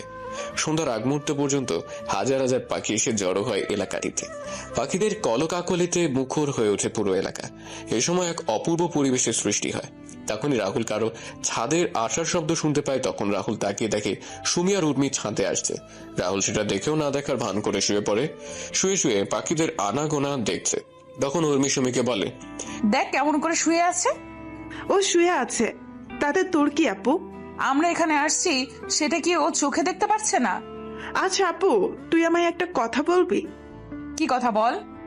রাহুল কি ছোট থেকে আজ পর্যন্ত তোর সাথে কখনো খারাপ ব্যবহার করেছে? তুই রাহুলকে সবার সামনে অনেক বাজেভাবে অপমান করিস, তারপরেও রাহুল তোকে কিছু বলেছে কি? চাকর হয়ে বলবে কি? আপু চাকর হলে ও কিন্তু আমাদেরও মানুষ। আচ্ছা আপু, আজকে যদি রাহুল চাকর না হয়ে কোনো ধনী ছেলে হতো আর তুই যদি রাহুলের জায়গায় থাকতি, তাহলে তুই যেভাবে রাহুলকে আঘাত করিস, তাকে অনেক বাজেভাবে সবার সামনে টিজ করিস, সেগুলো রাহুল যদি তোর সাথে করতো তাহলে তুই কি সেগুলো সহ্য করে নিতি? আপু আমরা যেমন কষ্ট পেলে সেগুলো সহজেই প্রকাশ করতে পারি, কিন্তু রাহুল কষ্টগুলো সহজেই প্রকাশ করতে পারে না। রাহুল তার মনের কষ্টগুলো নিজের মাঝে জমিয়ে রাখে। জানিস তো আপু, মানুষ যখন তার নিজের কষ্টগুলো কারোর সাথে শেয়ার করতে পারে না, তখন আকাশের দিকে তাকিয়ে সেই কষ্টগুলো শেয়ার করে। আপু তারপরেও যদি তুই চাস তাহলে আমি রাহুলকে এখান থেকে তুলে দিচ্ছি। সুমির কথাগুলো শুনে কেন জানি উর্মি মনে কিছুটা মায়া হলো রাহুলের জন্য। তখন উর্মি রাহুলের চেহারার দিকে তাকালো। আসলে রাহুলের চেহারায় কষ্টের ছাপ। তখন উর্মি মনে মনে বলে, সত্যি তো ওর চেহারায় কষ্টের ছাপ স্পষ্ট।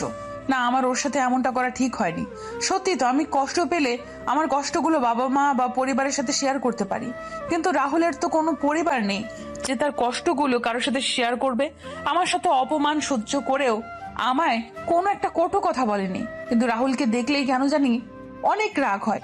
নিজের রাগটাকে কেন জানি কন্ট্রোল করতে পারি না। না, সামনে থেকে ওর সাথে আর এমন করব না। এইদিকে সুমি তাকিয়ে দেখতে পায় উর্মি রাহুলের দিকে তাকিয়ে আছে।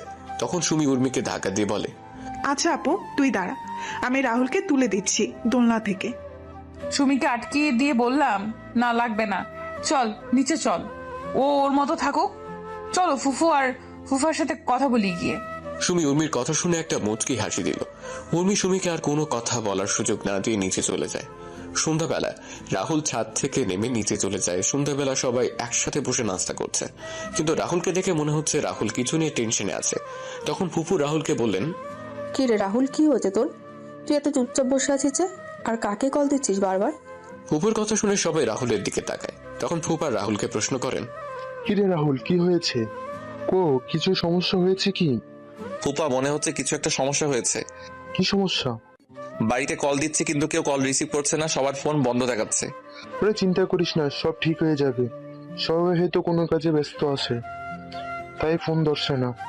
রাহুলের কথা শুনে উর্মি কল দিল তার বাবা মা চাচা চাচির নাম্বারে, কিন্তু সবার ফোন বন্ধ দেখাচ্ছে। তখন উর্মি বলে, ফুফাও তো ঠিকই বলছে, সবার ফোন বন্ধ। আমি এখন কল দিয়েছিলাম। ফুপা, আমার মনে হয় একবার বাড়িতে যাওয়া আমার উচিত হবে। আরে চিন্তা করিস না, রাতে কোনো কাজে ব্যস্ত আছে হয়তো, তাই ধরছে না। আর কালকে কথা হয়েছিল আমার ভাইয়ের সাথে, ভাই বললো আজকে কি যেন একটা বড় ডিল হবে, তাই সবাই ওই কাজে বিজি এখন, তাই হয়তো কল ধরছে না। চিন্তা করিস না, হাতের কাজ শেষ হলে তোদের সাথে যোগাযোগ করবে। আরে তোরা খাওয়া দাওয়া কর শান্তিতে। রাহুলের কেমন জানি টেনশন হচ্ছে। রাহুল একের পর এক কল দিয়ে যাচ্ছে, কিন্তু ফোন বন্ধ আসছে। রাতের খাবার খেয়ে সবাই ঘুমিয়ে পড়ে। পরের দিন সকালে রাহুল সুমিকে নিয়ে কলেজে যায়। কলেজ থেকে ফেরার পথে সুমি রাহুলকে গাড়ি থামানোর জন্য বলে। কি হলো? এভাবে গাড়ি থামানোর মানে কি? তোমার সাথে আমার কথা আছে। তোর মতো পিচ্চির আবার কি কথা? আরে আমার কথা শুনবে না? আমায় রাগাবে? আচ্ছা বল, কি বলবি?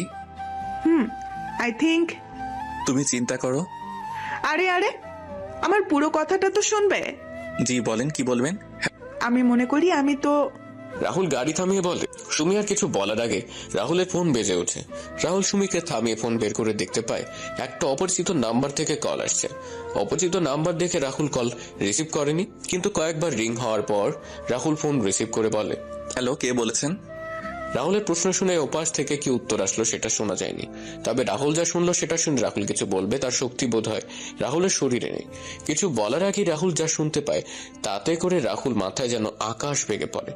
রাহুল মাথায় হাত দিয়ে বসে পড়ে মাটিতে। তখন সুমি রাহুলের কাছে এসে রাহুলের ফোন হাতে নিয়ে বলে, হ্যালো, কে? হ্যালো, কি হলো? কথা বলছে না যে? ওপাশ থেকে কোনো কথা বলছে না, শুধু চাপা কান্নার আওয়াজ ভেসে আসছে। তারপরেও ফোনটা কেটে দিল। রাহুলের কাছে গিয়ে রাহুলকে বললাম, কি হলো, হঠাৎ করে বসে পড়লে কেন? আর কে কল দিয়েছিল? কি বললো ফোন দিয়ে? রাহুল কোনো কথা বলছে না, মাথায় হাত দিয়ে নিচু হয়ে বসে আছে। সুমি একের পর এক প্রশ্ন করে যাচ্ছে, কিন্তু রাহুল কিছু বলছে না। হঠাৎ করে রাহুল বসার থেকে দাঁড়িয়ে যায়। তখন রাহুল বলে, এখন আমায় বাসায় যেতে হবে। কেন?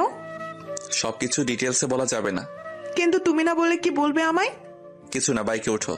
না, তুমি আগে বলো আমায় কি বলতে চেয়েছিলে। সুমি প্লিজ দয়া করে বাইকে উঠো, আমায় এখন বাসায় যাওয়া লাগবে। না বলছি তো না। তাহলে থাকো তুমি। এই বলে আমি বাইক চালিয়ে বাসায় চলে এলাম। বাসায় এসে ম্যাডামকে ডাকতে ডাকতে লাগলাম, ম্যাডাম ম্যাডাম ম্যাডাম।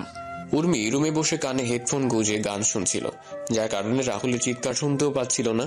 তখন রান্নাঘর থেকে ফুফু বের হয়ে এসে বলেন, কি রে রাহুল, এভাবে চিৎকার করছিস কেন? কি হয়েছে তোর? এত কিছু বলার সময় নেই, আমাদের এখন বের হতে হবে। বের হবি মানে? ফুপু, পরে সব বলবো। ম্যাডাম কোথায়? উর্মি তো ওর রুমে আছে। রাহুল তাড়াতাড়ি করে সিঁড়ি বেয়ে উর্মির রুমে গিয়ে দরজা নক না করে উর্মির রুমে ঢুকে পড়ে। রাহুল রুমে ঢুকে দেখতে পায় উর্মি কানে হেডফোন লাগিয়ে উল্টো হয়ে শুয়ে আছে। তখন রাহুল গিয়ে উর্মির কান থেকে হেডফোন খুলে দিল। তখন উর্মি বিরক্তিকর ভাব নিয়ে তাকালো। উর্মি রাহুলকে দেখে রেগে বলে, ছোট লোকের বাচ্চা, তো সাহস হলো কি করে আমার রুমে ঢুকে আবার আমার কান থেকে হেডফোন খুলে নিস? সরি ম্যাডাম, আপনাকে আমি নিচে থেকে অনেক ডাকছিলাম, কিন্তু আপনি শুনতে পাননি, তাই আমি রুমে এসে হেডফোন খুলতে বাধ্য হই। তুই বেশি কথা বলছিস কেন? তোকে কি আমি সাফাই দিতে বলছি? এখন বল কি হয়েছে? আমাদের এখান থেকে বেরোতে হবে। কেন? সেটা গেলেই জানতে পারবেন। আমি যাব না, আমি আরো কয়েকদিন থাকবো এখানে। প্লিজ ম্যাডাম চলুন, আমি আপনার পায়ে পড়ি। Please madam, please. চুপচাপ রুম থেকে বের হ বলছি, না হলে তোকে। এবার আর নিজের রাগটা সামলাতে পারলাম না। তখন বললাম, না হলে কি করবি তুই? ছোটবেলা থেকেই তো আমায় অপমান করে আসছিস, আর এখন নতুন কি করবি তুই? ছোট লোকের বাচ্চা, তুই তুই আমায় তুই করে কথা বলছিস? তোকে তো আমি। উর্মি যেই রাহুলকে মারার জন্য হাত তুললো, তখন রাহুল উর্মি গালে ঠাস ঠাস করে দুটো থাপ্পড় দিয়ে দিল। উর্মি থাপ্পড়গুলো খেয়ে অবাক হয়ে রাহুলের দিকে তাকিয়ে আছে। তখন রাহুল বলে, কোনো কথা না বলে চুপচাপ গাড়িতে গিয়ে বসেন। কুত্তার বাচ্চা, তুই আমায় থাপ্পড় মারলি, দেখ আমি তোর কি অবস্থা করি। রাহুল উর্মির হাত ধরে উর্মিকে নিয়ে সিঁড়ি বেয়ে নিচে এসে উর্মিকে গাড়িতে বসিয়ে রাহুলও গাড়িতে বসে পড়ে। রাহুল গাড়ি স্টার্ট দিল। এইদিকে রাহুল আর উর্মির যাওয়ার দিকে অবাক হয়ে তাকিয়ে আছেন ফুপু। ফুপুর গোড় কাটে সুমির ধাক্কা দেওয়াতে। তখন সুমি তার মাকে বলে, মা কি হলো, তুমি এখানে কি করছো? রাহুল হঠাৎ করে বাসায় এসে উর্মিকে জোর করে গাড়িতে তুলে নিয়ে চলে গেল। ওরা চলে গেল আর তুমি ওদের আটকাতে পারলে না? রাহুল তো কোনো কথা বলার সুযোগই দিল না। ধুর, তুমি যে কি করো? কথাটা বলে সুমি ঘরের ভিতরে ঢুকে সোফায় বসে রাহুলের নাম্বারে কল দিল, কিন্তু রাহুল বারবার ফোন কেটে দিচ্ছে।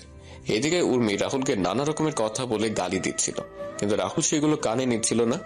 রাহুল গাড়ি বেপরা গতিতে চালাতে শুরু করলে তখন রাহুলকে উর্মি বলে, ছোট লোকের বাচ্চা, কি করছিস? কি গাড়ি এভাবে চালাচ্ছিস কেন? গাড়ির কোনো ক্ষতি হলে তোর অবস্থাও কিন্তু খারাপ হয়ে যাবে। অবশ্য তোর আজকে এমন অবস্থা করব সেটা তুই কল্পনাও করতে পারবি না। আমার গায়ে হাত তোলা, তাই না? তুই বুঝবি এই উর্মি চৌধুরী কি জিনিস। উর্মি ম্যাডাম পাগলের মতো তার প্রলাপ করেই যাচ্ছেন। আমি সেদিকে মনোযোগ না দিয়ে আমি চিন্তা করছি ফোনে আসার খবরটা যেন সত্যি না হয়। আমরা বাসায় পৌঁছাতে বোধহয় অনেক লেট করে ফেলেছি। আমরা বাসায় এসে দেখতে পেলাম সবাই বাসার বাগানে বসে আছে। আমি গাড়ি থেকে সবার কাছে গিয়ে ছোট আব্বুকে বললাম, ছোট আব্বু তোমরা এখানে? বাবারে, আমাদের সবকিছু কেড়ে নিয়েছে ও। কে ছোট আব্বু? আমরা ওকে নিজের ছেলের মতো মনে করতাম, কিন্তু ও যে আমাদের পিছন দিয়ে চোরের মতো ছুরি মেরে দিল, এটা হয়তো আমাদের কপালে লেখা ছিল। ছোট আম্মু, ছোট আব্বু, চাচা চাচি, দাদিমা কান্না করছে। সবচেয়ে আমার কষ্ট লাগছে দাদিমার জন্য। দাদিমাকে এই বয়সে এভাবে বাসার বাইরে থাকতে হবে। সবাইকে শান্ত করার চেষ্টা করছিলাম। তখন ম্যাডাম ছোট আম্মুকে বলেন, মা, তোমরা এভাবে বাসার বাইরে কেন? আমাদের সব জিনিসপত্র বাইরে দেখছি। বাড়িতে পুলিশ অফিসার, উকিল, এসবের মানে কি? যাও, তোমার ভালোবাসার মানুষকে কে সেটা জিজ্ঞেস করো। মানে? আমি তোকে আগে বলেছিলাম একে বিশ্বাস করিস না। দেখছিস তো তুই, আজকে ওর জন্য আমরা রাস্তায় নেমে এসেছি। আমি বলছি। চুপ থাক তুই। আজকে ছোট আব্বুরা কার জন্য রাস্তায় এসে নেমেছে সেটা আপনি জানেন? বলছি না চুপ। তুই কি বললি? আর কে আছে এর পেছনে? আপনার হবু স্বামী, আপনার বয়ফ্রেন্ড জয়। রাহুলের কলার চেপে ধরে বললাম, জয়কে নিয়ে একদম মিথ্যা কথা বললাম, তোকে খুন করে ফেলবো। তুই বাড়ির চাকর, বাড়ির চাকরের মতো থাকবি। আমাদের কথার মাঝে কথা বলতে আসবি না একদম। তখন জয় বাসা থেকে বের হয়ে আসে। জয় এসে উর্মিকে উদ্দেশ্য করে বলে, জানো রাহুল সত্যি বলছে এসব। রাহুলের সামনে থেকে জয়ের সামনে গিয়ে বললাম, কি বলছো কি তুমি এইসব? হ্যাঁ জানো, তুমি যা শুনেছো সেটাই সত্যি। এই বাড়ি গাড়ি, সেই সম্পত্তি হাতিয়ে নেওয়ার জন্য আমি অনেক কিছু করেছি, আর ফাইনালি আমি আমার প্ল্যানে জয়ী হলাম। জয়, মজা করার সময় এটা না। আরে আমি মজা করছি না তো, আমি সিরিয়াসলি বলছি। উর্মি জানেমন, এই সম্পত্তি হাতিয়ে নেওয়ার জন্য আমি তোমার সাথে ভালোবাসা নাটক করি। তোমার পিছনে কুত্তর মতো ঘুরে বেরিয়েছি। আস্তে আস্তে তোমার থেকে সকল ইনফরমেশন কালেক্ট করে তারপর আমি আমার কাজে নেমে পড়ি। আর এখন তোমরা তোমাদের বাড়ির বাইরে। Now get lost my home and get lost my life. ও হ্যাঁ, তোমায় একজনের সাথে পরিচয় করে দিতে ভুলে গেছি। একটু দাঁড়াও। Liza, Liza, meet my wife Liza. জয়ের কথাগুলো শুনে উর্মির চোখ যেন অমাবস্যার অন্ধকারে নেমে এলো। উর্মি জয়ের কলার চেপে ধরে বলে, এই কুত্তার বাচ্চা, তুই আমায় এভাবে ঠকালি কেন? জয় ঠাস ঠাস করে দুটো থাপ্পড় উর্মির গালে বসিয়ে দিয়ে বলে, তোর মতো নষ্টা আর অহংকারী মেয়েকে কাজে ব্যবহার করা যায়, কিন্তু ভালোবাসা যায় না। আর এই জয়ের রুচি এতটাও খারাপ হয়ে যায়নি যে তোর মতো একটা বাজারি মেয়েকে ভালোবাসবো। তুই ছিলি আমার দাবার চালের এক কোটি। তোকে দিয়েই আমি গেমটা জিতে নিলাম। গেম শেষ, সাথে তুইও। এখন সসম্মানে আমার বাড়ি থেকে বের হয়ে যাও, না হলে ঘাড় ধাক্কা দিয়ে বের করে দেব। রাহুল যখন সবাইকে নিয়ে চলে আসছিল তখন জয় রাহুলকে উদ্দেশ্য করে বলে, কি রে রাহুল, তুই এদের নিয়ে কোথায় যাচ্ছিস? তুই চাইলেই থাকতে পারিস আমাদের সাথে। আমরা ওদের মতো এত পশু না যে তোর সাথে খারাপ ব্যবহার করব। হালকা হেসে বললাম, আমি আপনার মতো বেইমানও না যে যেই বিছানায় ঘুমাবো আবার সেই বিছানায় ভেঙেও ফেলবো। জয় সাহেব চাকর হতে পারি, তবে মালিকের সাথে কোনো সময়ই বেইমানি করব না। তবে খুব তাড়াতাড়ি দেখা হবে আপনার সাথে। জায়গা এটা থাকবে, বাড়িও এটা থাকবে। তফাৎ শুধু হবে আমি বাড়ির মালিক আর আপনি রাস্তার কুত্তা হবেন। কথাটি বলে রাহুল সবাইকে নিয়ে চলে আসে ওই বাসা থেকে। রাহুল সবাইকে নিয়ে একটা বাগানের পাশে বসে। তখন রাহুল সবাইকে উদ্দেশ্য করে বলে, ছোট আব্বু, চাচা, এসব হলো কি করে? আমরা কিছুই বলতে পারছি না, আজ সকালে হঠাৎ করে নোটিশ আসে বাসা ছেড়ে দেওয়ার জন্য। আর কালকে আমাদের হাত থেকে সব কন্ট্রাক্ট বের হয়ে যায়। যে কন্ট্রাক্টের জন্য ব্যাংক থেকে টাকা নিয়েছিলাম সেটা জমা দেওয়ার তারিখ কালকে চলে গেছে। আমি তো কখনো বিশ্বাস করতে পারি নাই জয় এমন করবে। ছোট আব্বু আর চাচা, তোমরা পুরোনো কথা ভুলে যাও। আমাদেরও নতুন করে আবার শুরু করতে হবে।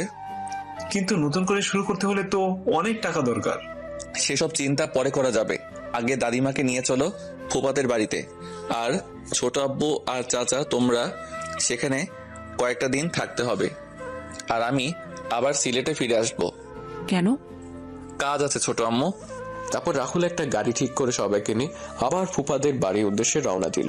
3 ঘন্টা পর সবাই ফুফাদের বাসায় পৌঁছে গেল। ফুপু সবাইকে দেখে তো অনেক খুশি। তারপর সবাই মিলে ভেতরে গিয়ে বসলেন আর রাহুল তার রুমে চলে যায়। এদিকে সুমি ও রাহুলের রুমে আসে। সুমি এসে দেখতে পায় রাহুল তার জামা কাপড় সব গুছিয়ে নিচ্ছে।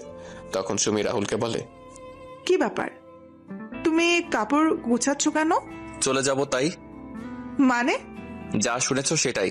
আমি আর কোনো কথা না বলে ব্যাগ নিয়ে নিচে চলে এলাম।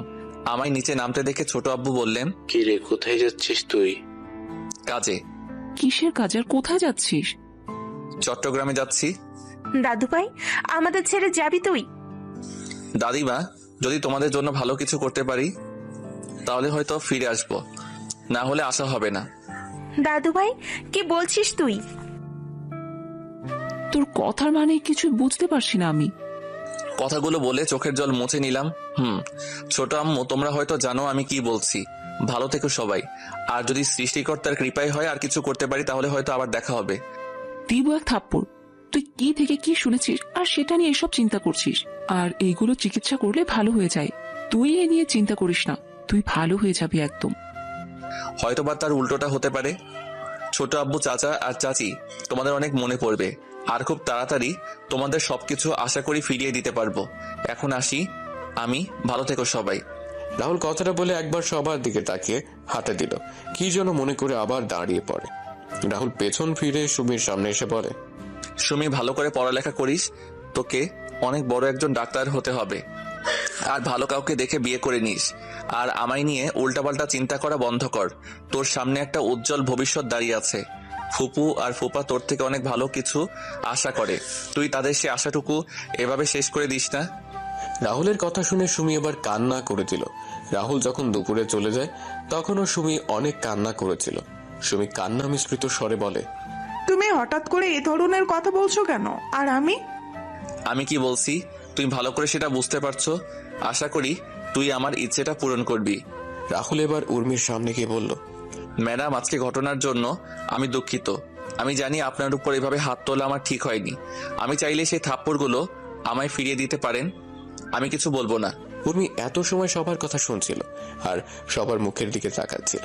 রাহুলের কথা শুনে রাগ হলেও কেন জানি উর্মি আজকে রাহুলের কথাগুলো শুনতে বেশ খারাপ লাগছে। তখন উর্মি বলে, যা, ক্ষমা করে দিলাম। রাহুল বেরিয়ে পড়ে বাসা থেকে। তারপর রাহুল একটা বাসে উঠে পড়ে, লক্ষ্য চট্টগ্রাম যাওয়া। কিছুক্ষণ পর বাস চলা শুরু করলো চট্টগ্রামের উদ্দেশ্যে। পরের দিন সকালে বাস পৌঁছে যায় চট্টগ্রামে।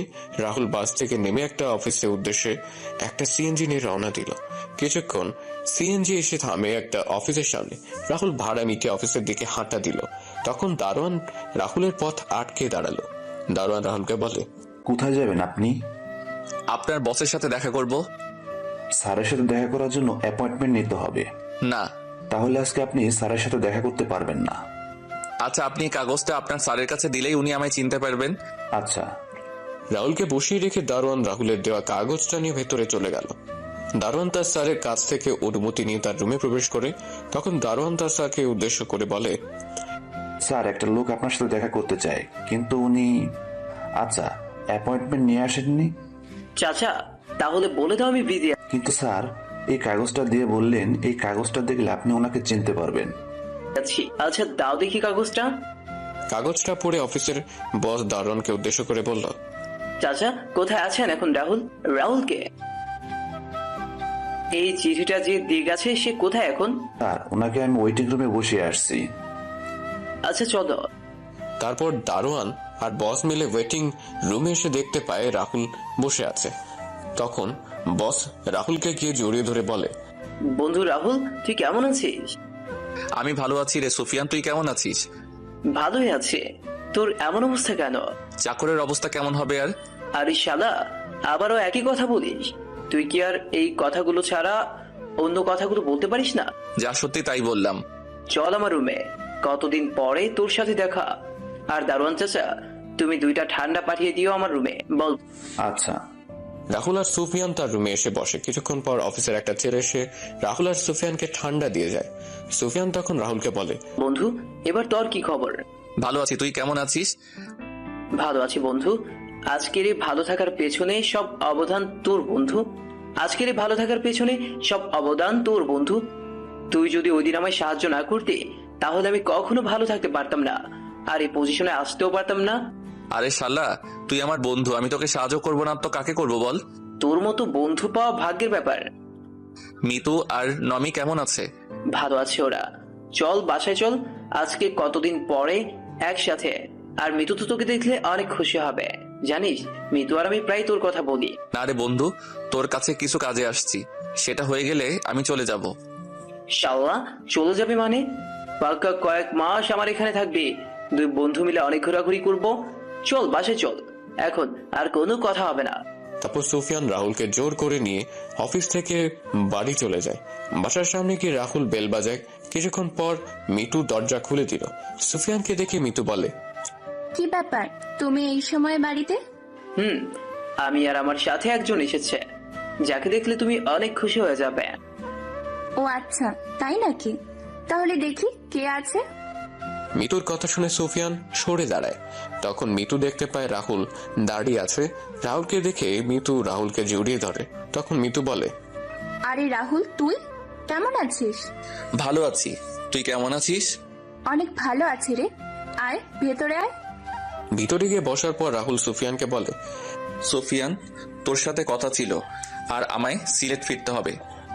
ওই হারামি, এখন কয়েক মাস সিলেটে যাওয়া হচ্ছে না তোর। তুই এখন আমাদের সাথেই কয়েক মাস থাকবি। তা হয় না রে মিতু, আমার হাতে সময় কম, কিন্তু কাজ অনেক। আর কোনো কথা না বলে খাবার টেবিলে আয়, খাওয়া দাওয়া শেষ করে বাকি কথা হবে। রাহুল আর সুফিয়ান খাবার টেবিলে বসতেই নমি এসে রাহুলকে মামা মামা ডেকে রাহুলের কোলে উঠে যায়।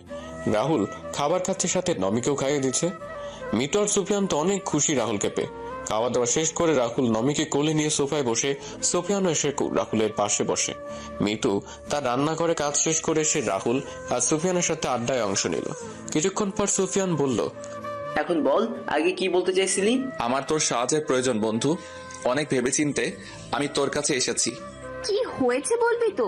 আর ও তোকে সাহায্য করবে না, ওর ঘাড় করবে। আরে আমি মানা করেছি কি? তুমি এর মাঝে আমার ঘাড় ধরে টানাটানি শুরু করলে। আচ্ছা বল, তুই কিরকম সাহায্য চাস? শোন তাহলে, সবকিছু খুলে বললাম জয়ের কথাগুলো। ভালো হয়েছে, উর্মির সাথে এমনটাই হওয়ার কথা ছিল। উর্মি তোর সাথে যা করেছে, জয়ের করা কাজগুলো তো কিছুই না। কিন্তু কষ্ট হচ্ছে উর্মির পরিবারের সবার জন্য। ওনারা এইভাবে এই বয়সে বাড়ি ছাড়া হবেন, এর চেয়ে আর খারাপ কিছু কি হতে পারে? তো বন্ধু, এখন আমি কি করতে হবে তুই বল। এই জয়ের কাছ থেকে আমি 1 মিনিটে সবকিছু কেড়ে নিব, তুই শুধু একবার বল। আমায় কিছু টাকা দিবি তুই? ছোট আব্বুকে নতুন একটা ব্যবসায় শুরু করে দিতাম আর কি। এই ছোট ব্যবসায় দিয়ে যদি তারা আগের পর্যায়ে যেতে পারেন তাহলে তো ভালোই হয়। চিন্তা করিস না, আমি তোর সব টাকা 2 বছরের মাঝে পরিশোধ করে দিব। তোর কি মাথা খারাপ হলো রাহুল? তুই কি বলছিস এসব? আরে আজকে যা কিছু আমাদের, তাতে তো তোরও অধিকার আছে। আমি ওসব চাই না রে, আমি চাই শুধু ছোট আব্বুরা যেন তাদের আগের অবস্থানে ফিরে যায়। কি? তার জন্য একটা রাস্তা আছে আমার কাছে। কি? আর 10 দিন পরে আমার অফিসে নতুন শাখা খুলছি। তুই সেই শাখার দায়িত্ব নিয়ে নে। নতুন ব্যবসা শুরু করে তুই সুবিধা করতে পারবি না, তাই তুই আমার এই ব্যবসাটার দেখাশোনা কর। আমি তো আর কয়েক মাস পরে দুবাই শিফট হয়ে যাব। আমি দুবাই চলে গেলেও আমার বিজনেসগুলো তো দেখার কেউ নেই। তুই যদি আমার বিজনেসগুলো দেখার দায়িত্ব নিয়ে নিস, তাহলে আমি শান্তিতে থাকতে পারবো। কিন্তু আমার তো আর কোনো কথা না, আমরা কয়েক মাস পরে দুবাই চলে যাব, তাই আমরা এখন কয়েকদিন জমে বেশ আড্ডা দিব। আমার কথাটা তো শুনবি তোরা। আর কোনো কথা না, যা রুমে গিয়ে রেস্ট নে। রাতে বের হব সবাই মিলে, পুরোনো দিনের সেই আড্ডাগুলো আবার জমিয়ে তুলতে হবে। এইদিকে রাহুল বাসা থেকে চলে আসার পর সবাই মন খারাপ করে বসে আছে। উর্মি একদিক দিয়ে ভালো লাগছে আর অন্য দিক দিয়ে জয়ের প্রতি রাগ হচ্ছে। উর্মি যদি জয়কে সামনে পেত তাহলে তাকে খুন করে ফেলতো। উর্মি সবার দিকে তাকে উর্মি তার মাকে উদ্দেশ্য করে বলে, মা, তোমরা সামান্য একটা চাকরের জন্য মন খারাপ করে বসে আছো কেন? উর্মি, তোমাকে আমি কতদিন বলেছি যে রাহুলকে চাকর বলে সম্বোধন করবে না? চাকরকে চাকর বলবো না তো কি বলবো? মারে, এমন করে কেন বলছিস? ছেলেটা তো আমাদের পরিবারের একজন সদস্য। দেখছিস না ছেলেটা আমাদের বিপদে কিভাবে সবার আগে ঝাঁপিয়ে পড়েছে। নিজের ছেলে মেয়ে থাকলে এমন ভাবে কাজ করতো কিনা সেটা আমার সন্দেহ আছে। আরে চাচ্চু, তুমি দেখছো না চাকরের বাচ্চা আমাদের সবাইকে বিপদে ফেলে কি করে পালিয়ে গেছে? আমরা যে ওকে এত বছর খাইয়ে পরিয়ে মানুষ করলাম, তার কোনো প্রতিদান সে কোথায় দিল? সে সবার আগে নিজের কথা চিন্তা করে আমাদের সবাইকে এখানে রেখে এভাবে পালিয়ে গেছে। উর্মি, সেটা তোর ভুল ধারণা।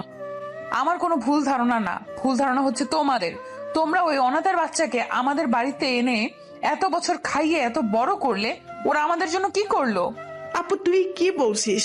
নিজের লিমিটের ভেতরে থেকে কথা বল। রাহুলকে নিয়ে কোনো কথা বলার অধিকার তোমার নেই। তুই একটা চাকরের জন্য আমার সাথে উঁচু গলায় কথা বলছিস? চাকরের জন্য না, তোমার ব্যবহারের জন্য বলছি। ওই চাকরকে নিয়ে কথা বলছি বলে তোর এত গায়ে লাগছে কেন? তুই আবার এই ছোট লোকটাকে ভালোবাসিস না তো আবার? হ্যাঁ, ভালোবাসি ওই ছোট লোক, ওই চাকরকে। তোর কোনো সমস্যা? সামান্য হবে না, তুই একটা চাকরকে ভালোবাসিস? আমি একটা চাকরকে ভালোবাসি বললে তোমার এত সমস্যা? তাহলে তুমি যে একটা বাটপারকে ভালোবাসলে, তাহলে মামা আর মামের সমস্যা হয়নি? সুমি, তুই কিন্তু বেশি কথা বলছিস। তুমি কি করবে? সত্যি কথা বললে সবার গায়ে লাগে। সুমি, তোকে তো। উর্মি যখন সুমিকে মারার জন্য হাত উঠায় তখন ছোট আম্মু উর্মির হাত ধরে ধরে ফেলেন। তারপর ছোট আম্মু উর্মির গালে কষিয়ে একটা থাপ্পড় মারেন। তখন উর্মি বলে,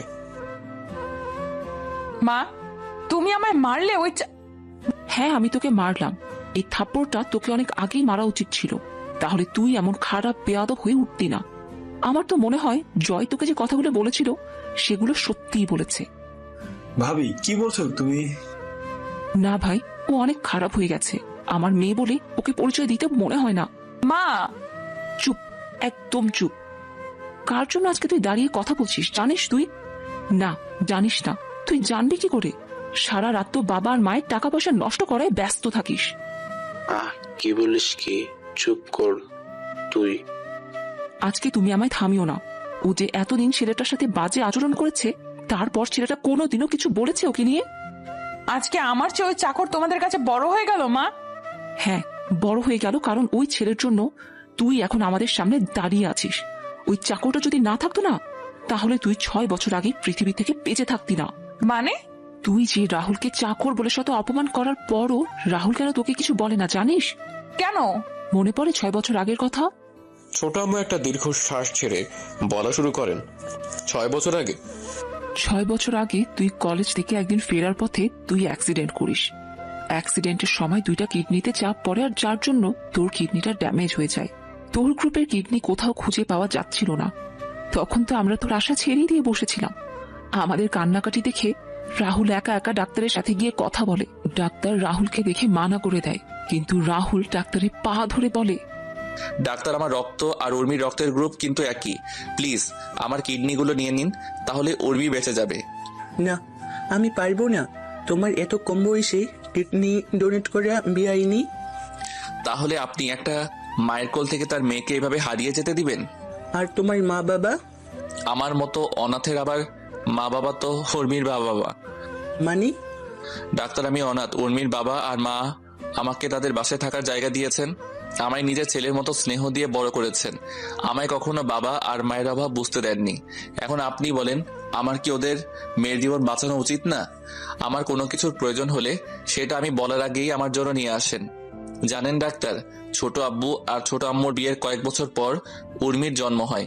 উর্মির জন্মের পর চৌধুরী বাড়ির সবাই কি যে খুশি হয় সেটা আপনাকে আমি বলে বোঝাতে পারবো না। আমার যখন তাদের বাসায় আসার 2 বছর হয় তখন আমি জানতে পারি উর্মির মা আর কোনো সন্তান নেননি। সন্তান নিলে হয়তো আমার জন্য তাদের স্নেহ ভালোবাসা কমে যাবে। চৌধুরী বাড়ির সবাইও ছিল একমত, কারণ উর্মি আর আমি ছিলাম চৌধুরী বাড়ির প্রাণ। এখন আপনি বলেন, উর্মির কিছু হলে ওই বাড়ির কেউ সেটা মেনে নিতে পারবে না। আমি মারা গেলে হয়তো কয়েকদিন সবাই কান্না করবে, কিন্তু উর্মির কিছু হয়ে গেলে ওই বাড়ির সবাই চিরদিন কান্না করবে। ওই বাড়ির কেউই অল্প বয়সে তাদের বাড়ির মেয়ে হারানোর যন্ত্রণা সহ্য করতে পারবে না। জানেন ডাক্তার, আমি ছোটবেলায় আমি মায়ের বাবার আদর পাইনি কখনো, এখন পেয়েছি। আমি সেই বাবা আর মাকে কিভাবে নিজের সামনে কষ্ট পেতে দেখতে পারি আপনি বলুন। আপনি যদি আমার কিডনি না নেন তাহলে আমি এখন আপনার চেম্বার থেকে বের হয়ে আত্মহত্যা করা ছাড়া আমার কোনো উপায় থাকবে না। আমি ওই বাড়ির সবাইকে এভাবে কষ্ট পেতে দেখতে পারবো না।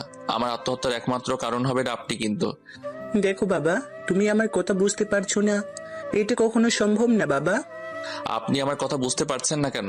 আপনি কি চাইছেন আমার ছোট আব্বু আর ছোট আম্মু আমার চোখের সামনে এভাবে কষ্ট পাক? আমি সেটা সন্তান হয়ে কিভাবে মেনে নিব? কিন্তু ডাক্তারের পায়ে ধরে বললাম, আমি আপনার পায়ে পড়ি ডাক্তার, আপনি উর্মিকে বাঁচিয়ে দিন। তা না ছাড়া আমার মরা ছাড়া কোনো উপায় থাকবে না। আচ্ছা, আমি দেখছি। তারপর ডাক্তার নার্সকে ডেকে রাহুলের রক্তের গ্রুপ পরীক্ষা করে এক ব্যাগ রক্ত নিতে বলে। 2 ঘন্টা পর রাহুলের অপারেশন শুরু হয়। রাহুলকে অ্যানেস্থেশিয়া দেওয়ার পরও রাহুলের পেট যখন কাটা হয়, রাহুলের শরীর তখন কেমন যেন খিচে আসছিল। তখন কিডনি বের করা হচ্ছিল, তখন রাহুলের মুখ দিয়ে ফেনা বের হয়ে আসে। রাহুলের কিডনি বের করার জন্য অপারেশন হচ্ছে, আর রাহুল শরীরটা কেমন জানি ঠান্ডা হয়ে আসছিল। তারপর রাহুল হঠাৎ করে অজ্ঞান হয়ে যায়। 3 ঘন্টার অপারেশন শেষে ডাক্তার অপারেশন থিয়েটার থেকে বের হয়। ডাক্তার উর্মির বাবা মা আর চাচার সামনে গিয়ে বলেন, চৌধুরী সাহেব, আপনার মেয়ের অপারেশন হয়ে গেছে, সে এখন বিপদমুক্ত। জ্ঞানে ফেরার আগ পর্যন্ত তাদের আইসিইউ রাখা হয়েছে। ডাক্তারের কথা শুনে 3 জনই দাঁড়িয়ে যায়। সবার মুখে হাসি ফুটে ওঠে। তখন উর্মির বাবা ডাক্তারকে বলেন, ডাক্তার আপনারা বলেন কিডনি পাওয়া যায় কি না? কিডনি পাওয়া যায়নি, তবে একটা ছেলে তার কিডনি স্বেচ্ছায় দিয়েছে। তার 2টা কিডনি আমরা আপনার মেয়েকে আর আপনার মেয়ের কিডনিগুলা ওই ছেলেকে লাগিয়ে দিয়েছি। কিন্তু এতে তো ডাক্তার ছেলেটা মারা যাবে, তবে ছেলেটা যদি মেডিসিন নিয়মিত খায় তাহলে হয়তো কয়েকটা বছর বেশি বাঁচতে পারবে। আর ভাগ্য ভালো হবে 10-15 বছর। আপনার মেয়ের 2টা কিডনির মাঝে ডান পাশের কিডনি 40% ভালো ছিল। ডাক্তার, সেই ছেলেটা কোথায়? আমরা ছেলেটার সাথে দেখা করতে চাই, যে ছেলেটা তার জীবন বাজি রেখে আমাদের মেয়েটাকে এইভাবে বাঁচিয়ে দিল। আসুন আমার সাথে। তারপর ডাক্তার 3 জনকে নিয়ে আইসিইউতে নিয়ে গেলেন। রুমের ভিতরে ঢুকে বেডের দিকে তাকিয়ে 3 জনই শকড হয়ে যায় রাহুলকে আর উর্মিকে পাশাপাশি বেডে শুয়ে থাকতে দেখে। তখন চাচা ডাক্তারকে বলেন, ডাক্তার, রাহুলের কি হয়েছে? এইভাবে শুয়ে আছে যে? এই ছেলেই তো আপনার মেয়ের কিডনি ডোনেট করেছে। ডাক্তার, রাহুলের কথা শুনে আপনি ওর থেকে কিডনি নিয়ে নিলেন? আমি অনেক মানা করি, কিন্তু ছেলেটা কথা শুনি আমি বাধ্য হয়ে নিতে হয়েছি। তা বলে ডাক্তার, চৌধুরী সাহেব, এই ছেলের কথাগুলো শুনি কিছু বলার ভাষা পাইনি। ছেলেটা আপনাদের সুখের জন্য নিজের জীবনটা হাসি মুখে বিলিয়ে দিয়েছে। জানেন ছেলেটা আপনাদের নিয়ে কি বলেছে? কি বলেছে? রাহুলের বলা কথাগুলো বললাম সবাইকে। ডাক্তারের সব কথা বলছেন, তার চোখে পানি স্পষ্ট। সব শুনে ছোট আব্বু, ছোট আম্মু আর চাচার চোখে জল চলে আসে। ছোট আম্মু সব শুনে সেখানেই বসে পড়েন আর মাথায় হাত দিয়ে নীরবে চোখের জল ফেলতে লাগলেন। ছোট আব্বু আর চাচা স্ট্যাচু হয়ে দাঁড়িয়ে আছেন। রাহুল যে তাদের খুশির জন্য এভাবে নিজের জীবনটা বিলিয়ে দিবে সেটা তারা কখনো হয়তো ভাবতে পারেননি। 3 ঘন্টা পর রাহুলের জ্ঞান ফিরে ডাক্তার রাহুলকে পরীক্ষা করে কেবিনে শিফট করেন। রাহুলকে কেবিনে নিয়ে যাওয়া হলে রাহুল তার ছোট আম্মুকে বলে, ছোট আম্মু তুমি কান্না করছো কেন? তুই চিন্তা করো না, উর্মি ঠিক হয়ে যাবে।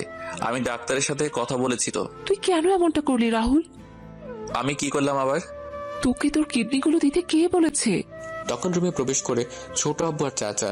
রাহুল ছোট আব্বু আর চাচা দেখে বলে, ছোট আব্বু, চাচা, তোমরা ছোট আম্মুকে বোঝাও তো কিভাবে কান্না করছে দেখো। কি বলেছে? তুই এই কাজ করতে গেলি কেন রাহুল? কোথায় যাবি?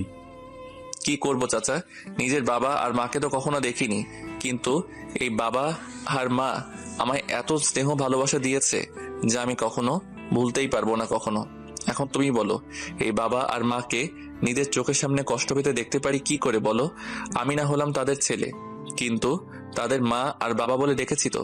ছেলে হয়ে আমি তাদের কখনো কষ্ট পেতে দিব না কখনো। ছোট আম্মু রাহুলের কথা শুনে রাহুলকে জড়িয়ে ধরে চিৎকার দিয়ে কান্না করছে। রাহুল আর ছোট আম্মু শান্ত করার চেষ্টা করছে। এদিকে ছোট আব্বু আর চাচার চোখের জল মোছায় ব্যস্ত। কিছুক্ষণ পর উর্মির জ্ঞান ফেরার খবর নার্স এসে দিয়েছে।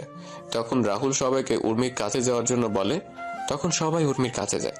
উর্মি জ্ঞান ফেরার পর সবার সাথে কথা বলে। উর্মি আর রাহুল 10 দিন হাসপাতালে ছিল। 10 দিন পরে সকালে রাহুলকে নিয়ে বাসায় যাওয়া হয়, আর বিকেলে উর্মিকে বাসায় নিয়ে যাওয়া হয়। উর্মি রাহুলকে হাসপাতালে দেখে কিছুটা অবাক হয়। তখন তার মাকে জিজ্ঞেস করে। তখন তার মা বলেন রাহুল অ্যাক্সিডেন্ট করেছে। উর্মি তার মায়ের কথাটা শুনে কেন জানি মনে হলো তার মা মিথ্যে বলছে। তারপরও উর্মি আর কোনো কথা বলেনি। এভাবে কেটে যায় 2 মাস। রাহুল আর উর্মি এখন পুরোপুরি সুস্থ হয়ে যায়। রাহুলের কিডনি ডোনেট করার কথা দাদিমা আর ফুপা শুনেন ছোট আম্মু আর ছোট আব্বুর থেকে। একদিন রাহুল উর্মি আর তার চাচিকে ছাড়া সবাইকে ডেকে বলে, সবার উদ্দেশ্য আমার একটা কথা বলার আছে। কি কথা? আমি যে উর্মিকে আমার কিডনি ডোনেট করেছি সেটা যেন উর্মি কখনো জানতে না পারে। এত বড় একটা কথা আমরা উর্মির থেকে কেন লুকাবো? আমি বলছি তাই ছোট আম্মু। দাদু ভাই কি বলছিস তুই? তুই উর্মির এত বড় একটা উপকার করলি, সেটা উর্মি জানবে না? দাদিমা, উর্মির না জানাই ভালো নয় কি? কিছু কথা না হয় অজানায় থাকুক না।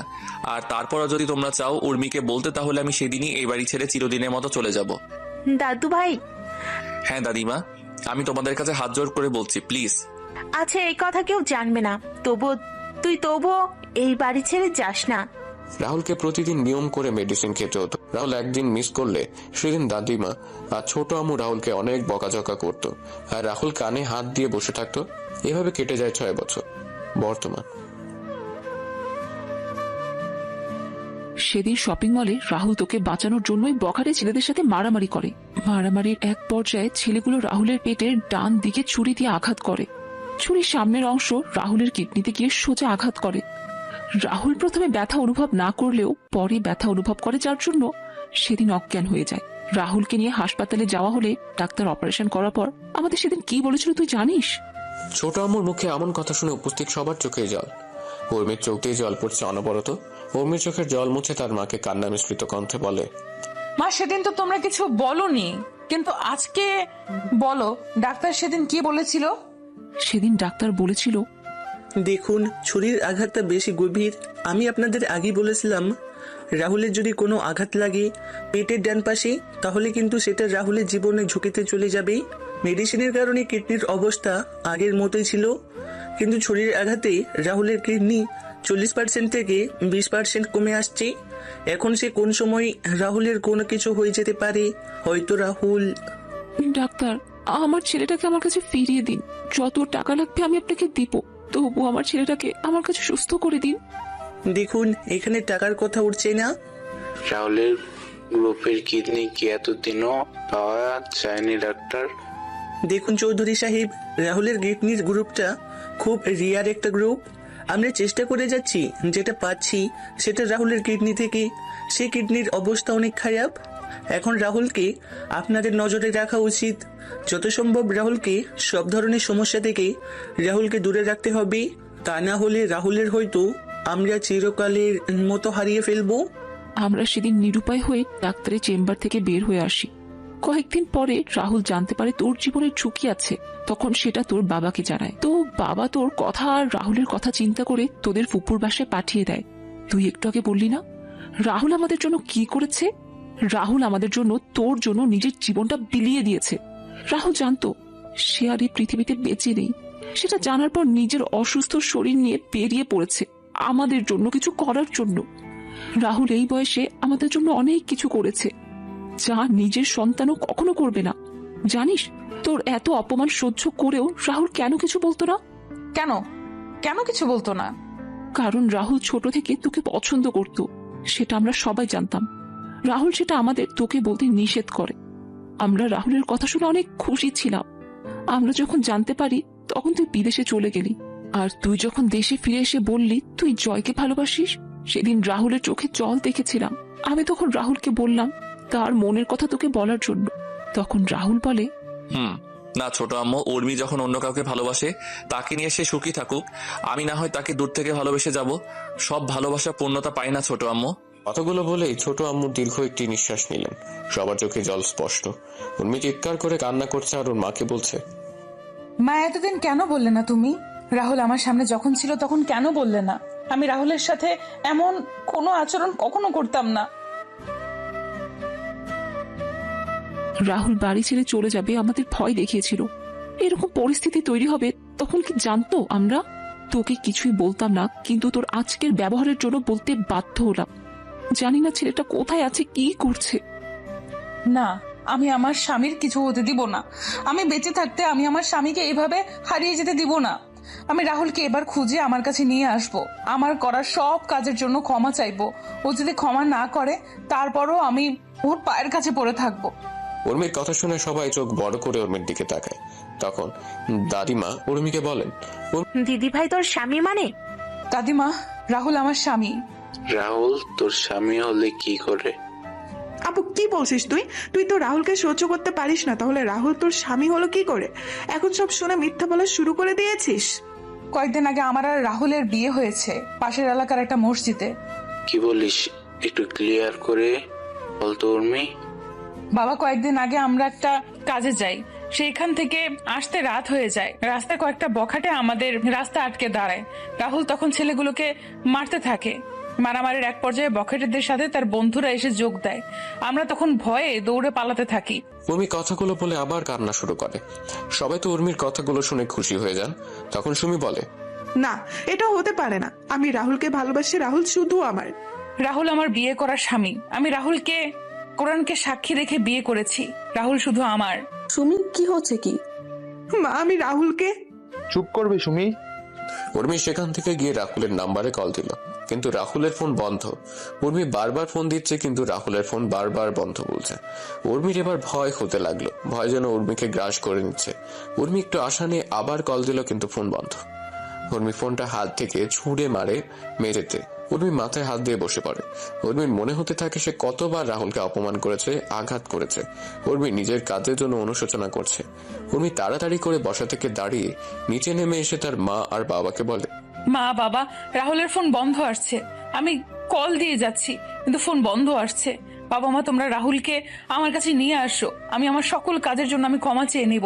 আমি আর কখনো এমন আচরণ করব না ওর সাথে। উর্মি কান্না করতে করতে বসে পড়ে। দাদিমা উর্মিকে ধরে রেখে বলেন, দিদি ভাই চিন্তা করিস না, রাহুল দাদু ভাই খুব তাড়াতাড়ি ফিরে আসবে। বড় খোকা, ছোট কাকা আর জামের বাবা, তোমরা রাহুলকে তাড়াতাড়ি খুঁজে বের করে নিয়ে আসো। দিদি ভাই তুই চিন্তা করিস না, দিদি ভাই তুই চিন্তা করিস না, আমি ওদের বলেছি, ওরা রাহুলকে খুঁজে নিয়ে আসবে। ছোট আব্বু, চাচা আর ফুপা রাহুলের খোঁজে বেরিয়ে পড়েন। শত চেষ্টা করেও রাহুলের খোঁজ না পেয়ে তারা অসহায়ের মতো ফিরে আসেন। উর্মিও পাগলামি শুরু করে। এদিকে রাহুল, সুফিয়ান, মিতু আর নমির সাথে বেশ আনন্দের দিন কাটাচ্ছে। শত আনন্দের মাঝেও রাহুলের সবার কথা মনে পড়ে উর্মির কথাগুলো। রাহুল চট্টগ্রাম এসে তার ফোন থেকে পুরাতন সিম খুলে নতুন অ্যাক্টিভ করে নেয়। রাহুল ঠিক করে নেয় সে যতদিন পর্যন্ত জয়ের কাছ থেকে চৌধুরী বাড়ির সকল সম্পত্তি ফিরিয়ে না আনছে ততদিন সে কারোর সাথে যোগাযোগ করবে না। এভাবে কেটে যায় 1 মাস। সুফিয়ান, মিতু আর নমি চলে যায় দুবাই। রাহুল সিলেটের অফিসের দায়িত্ব নেয়। এদিকে উর্মি রাহুলের কোনো খোঁজ না পেয়েও হাল ছাড়েনি। উর্মি সহ বাকি সবাই রাহুলের খোঁজ এখনো করে যাচ্ছে। এভাবে কেটে যায় 5 বছর। আজকে রাহুল বাংলাদেশের টপ বিজনেসম্যানদের মাঝে রাহুল একজন। রাহুলের কাছে এখন যা টাকা পয়সা, বাড়ি গাড়ি আছে তাতে জয়ের মতো কয়েকশো জয়কে কেনা যাবে। রাহুল এখন তারা খেলা শুরু করে দিল। রাহুল তার পিএকে বলে, রাজীব, কালকে থেকে জয়ের কোম্পানির সকল অর্ডার আমরা যাতে পেতে পারি সেই ব্যবস্থা করো। স্যার আমি দেখছি বললে হবে না রাজীব। 2 মাসের ভিতরে আমি জয়কে রাস্তায় দেখতে চাই। জয়কে যারা অর্ডার দেয় তাদের একটা লিস্ট করে আমার কাছে দুপুরের আগে দাও। আমি সবার সাথে কথা বলে আমাদের তৈরি করা প্রোডাক্টের স্যাম্পল তাদের দিয়ে আসবো। স্যার আমি নিয়ে আসছি কিছুক্ষণের মধ্যে। রাজীব রুম থেকে বেরিয়ে গিয়ে লিস্ট তৈরি করতে থাকে। তখন রাহুল তার উকিলকে কল দিয়ে বলে একটা ডিভোর্স পেপার রেডি করার জন্য। উকিলের সাথে কথা বলে রাহুল ফোন কেটে দিয়ে সুফিয়ানকে কল দিল। সুফিয়ান ফোন রিসিভ করে বলে, হ্যাঁ বন্ধু বল। সকল হিসাব দেখে নিয়েছিস তো তুই? রাহুল, তোকে না বলছি এই কোম্পানি আমি তোর নামে লিখে দিয়ে আসছি, তাহলে কেন আমায় সবকিছুর হিসাব দিচ্ছিস? বন্ধু, কোনো কিছু আমার না, এইগুলো তোর আছে, তোর থাকবে।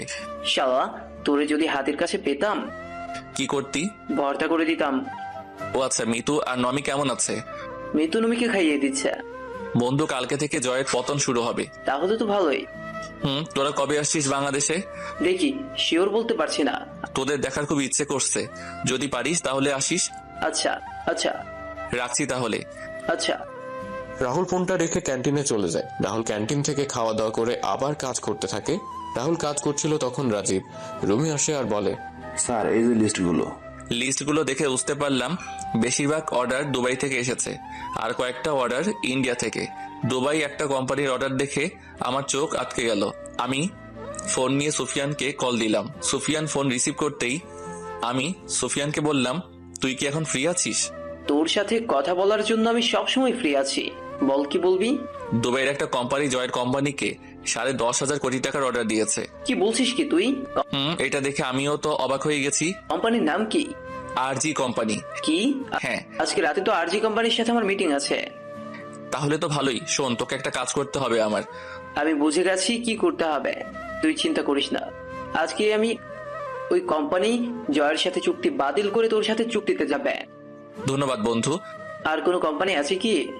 বাকিটা আমি সামনে নিব বন্ধু, তুই শুধু এই কাজটা করে দে। চিন্তা করিস না, কালকে সকালে একটা মেল তোর কাছে যাবে। রাহুল ফোন কেটে অফিসের কাজ শেষ করে চলে যায় ডাক্তারের সাথে দেখা করতে। ডাক্তারের চেম্বারে গিয়ে রাহুল বলে, আচ্ছা, ডাক্তার কেমন আছেন? আরে রাহুল জি, ভালো আছি। তুমি কেমন আছো? আছি একরকম। কোনো সমস্যা হয়েছে? কয়েকটা পেন কিলার দরকার ছিল। কেন, কি হয়েছে? ব্যথা একটু বেড়ে গেছে। আচ্ছা, আমি লিখে দিচ্ছি। আচ্ছা। রাহুল, তোমায় একটা কথা বলার ছিল। হ্যাঁ ডাক্তার, বলুন। উর্মি এই হাসপাতালে আসে আর তোমার খোঁজ করে কালকেও এসেছিল। আর কত লুকোচুরি খেলবি, এবার তো তাদের সামনে দাঁড়াতে পারো গিয়ে। সবাই তোমার আশা ছেড়ে দিলেও উর্মি তোমায় খুঁজে যাচ্ছে। মেয়েটা চেহারা কেমন যেন রুক্ষ হয়ে গেছে। উর্মির দিকে তাকালে কেমন জানি মায়া হয়। যাবো ডাক্তার, আর 2 মাস পরে আমি তাদের সামনে গিয়ে দাঁড়াবো। যত তাড়াতাড়ি পারো তাদের সাথে দেখা করো। রাহুল প্রেসক্রিপশন নিয়ে ডাক্তারের রুম থেকে বেরিয়ে এলো। রাহুল একটা দোকান থেকে মেডিসিন কিনে গাড়িতে উঠতে যাবে, তখন রাহুল কারোর সাথে ধাক্কা লাগে। রাহুল তাকিয়ে দেখতে পায় একটা মেয়ে। রাহুল ভালো করে তাকিয়ে দেখলো এটা সুমি। রাহুল সরি বলে সেখান থেকে চলে আসছিল, তখন লোকটাকে আমি সরি বলতে যাব, তখন তাকিয়ে দেখলাম কেমন জানি পরিচিত মনে হচ্ছিল। আমি একটু ভালো করে লোকটার পা থেকে মাথা পর্যন্ত খেয়াল করলাম। লোকটাকে দেখে রাহুলের মতো মনে হচ্ছিল। আমি তখন বললাম, রাহুল, এই রাহুল।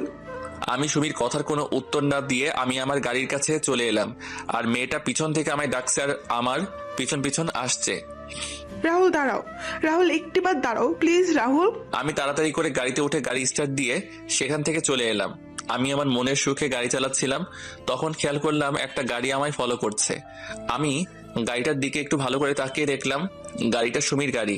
আমি তাড়াতাড়ি করে গাড়ির স্পিড বাড়িয়ে দিলাম। কিছুক্ষণ পর আমি বাসায় এসে নিজের রুমে চলে গেলাম। এইদিকে সুমি কিছু দূর রাহুলের গাড়িকে ফলো করলেও কিছু সময় পর রাহুলের গাড়ি আর খুঁজে পায়নি। সুমি বাসায় ফিরে উর্মিকে ডাকতে শুরু করে, উর্মি আপু, উর্মি আপু, আপু কোথায় তুই? সুমির চিৎকার শুনে সবাই ড্রয়িং রুমে চলে আসে। উর্মি নিচে এসে সুমিকে বলে, কি রে, তুই এত চিৎকার করছিস কেন? আপু আজকে আমায় নাচতে ইচ্ছে করেছে। তুই এই কথা বলার জন্য চিৎকার দিয়ে বাড়ি মাথায় তুলে নিয়েছিস? আরে আপু, আমি আজকে তোকে যা বলবো সেটা শুনে তুইও নাচতে শুরু করবি আর বাড়ি মাথায় তুলে নিবি। সুমি, কি বলবি সেটা বল, এত হেয়ালি করছিস কেন? আমি আজকে হাসপাতাল থেকে ফেরার পথে একজনের সাথে আমার দেখা হয়েছে। তার নাম শুনলে তোমরাও চমকে যাবে। আরে বলবি তো কার সাথে দেখা হয়েছে? আমার ছেলে মানে? সুমি, কাকে দেখে এসে এত লাফাচ্ছিস? তোমার ছেলেকে দেখে। বড় মামি। কাকে দেখেছিস একটু ক্লিয়ার করে বলবি? হাসপাতাল থেকে আমি ফেরার সময় দাদিমার মেডিসিন কেনার জন্য আমি একটা ফার্মেসিতে যাই। মেডিসিন কিনে আমি যখন বের হতে যাব তখন আমি রাহুলকে দেখতে পাই। কি? হ্যাঁ আপু, জানিস আমি পেছন থেকে অনেকবার ডাকলাম কিন্তু রাহুল একবারও পেছনে তাকায়নি। আমি গাড়ি নিয়ে রাহুলের গাড়ির পেছনে, কিন্তু রাহুল হয়তো সেটা বুঝতে পেরে গাড়ির স্পিড বাড়িয়ে কোথায় হারিয়ে যায়। কি বলছিস কি? আমার ছেলে এখনো? সুমি, তুই সত্যি বলছিস তো না মজা করছিস? আপু এই দেখ, আমি ফার্মেসি থেকে রাহুলের গাড়ি ওঠার ভিডিও করেছি। সবাই ভিডিওতে স্পষ্ট দেখতে পায় রাহুলকে। ভিডিওতে রাহুলকে দেখতে পেয়ে সবাই অনেক খুশি হয়, কিন্তু হঠাৎ করে সবাইকে এড়িয়ে যাওয়ার কারণটা কেউ বুঝতে পারছে না। উর্মি তো রাহুলকে আবার এই সিলেট শহরে দেখতে পারবে সেটা কখনো চিন্তাও করেনি। এদিকে রাহুল ফ্রেশ হয়ে এসে বুয়ার রান্না করে রেখে যাওয়া খাবারকে গাড়ি নিয়ে বেরিয়ে পড়ে। জয়কে অর্ডার দেওয়া কোম্পানিগুলোর মালিকদের সাথে এক এক করে দেখা করতে থাকে। অনেকেই রাহুলের তৈরি করা স্যাম্পল দেখে রাজি হয়ে যায়, আর অনেক প্রথমে রাজি না হলে রাহুল অনেক কষ্ট করে রাজি করায়। রাহুল রাতে ক্লান্ত হয়ে বাসায় ফিরে ফ্রেশ হয়ে বিছানায় শোয়া মাত্রই রাহুলের ফোন বেজে ওঠে। রাহুল ফোন হাতে নিয়ে দেখতে পায় সুফিয়ানের ফোন। রাহুল রিসিভ করতেই সুফিয়ান বলে, কিরে ঘুমিয়ে পড়েছি? না, সবার সাথে কথা বলে রাজি করিয়ে একটু আগে বাসায় আসলাম। তোর ওই দিকের খবর কি? কাজ হয়ে গেছে, কালকে সকালে তোর সাথে কথা বলবে। ধন্যবাদ বন্ধু। তোর ধন্যবাদ তোর কাছে রাখ। তোর বউয়ের হাতের রান্না একদিন খাইয়ে দিস, তাহলেই হয়ে যাবে। বউ? বউ আমার কপালে নাই। ধুর শালা, ঘুমা, কালকে সকালে কথা হবে। আচ্ছা, শুভরাত্রি। রাহুল খাবার খেয়ে ঘুমিয়ে পড়ে। পরের দিন সকালে রাহুল ঘুম থেকে উঠে দেখতে পায় তার জিমেল অ্যাকাউন্টে একটা মেইল এসেছে। রাহুল মেইলটা পড়ে অনেক খুশি হয়।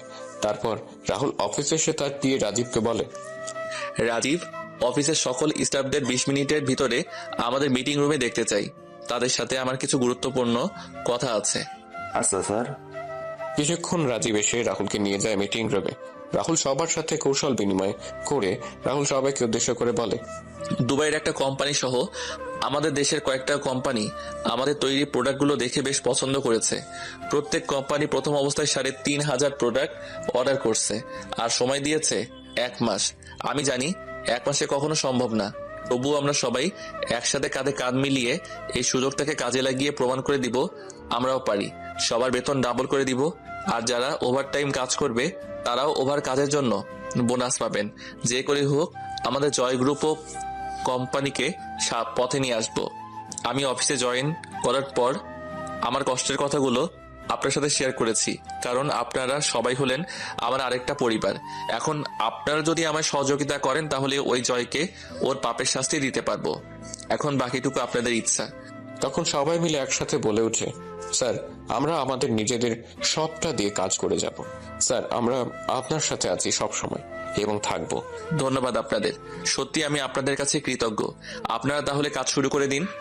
এদিকে জয় জানতে পারে তার সকল অর্ডার ক্যান্সেল হয়ে গেছে এবং অর্ডারগুলো আর চৌধুরী নামে একটা কোম্পানিকে দেওয়া হয়েছে। জয় সব শুনে চিৎকার করে বলে, না না, এটা হতে পারে না। আমি যদি অর্ডারগুলো না পাই তাহলে আমায় রাস্তায় নামতে হবে। ব্যাংক থেকে নেওয়ার ঋণ যদি পরিশোধ করতে না পারি তাহলে আমার সবকিছু শেষ হয়ে যাবে। জয় যখন অফিস থেকে বের হয়ে যাবে তখন তার কোম্পানির শ্রমিকরা এসে জয়কে বলে তাদের বেতন দেওয়ার জন্য।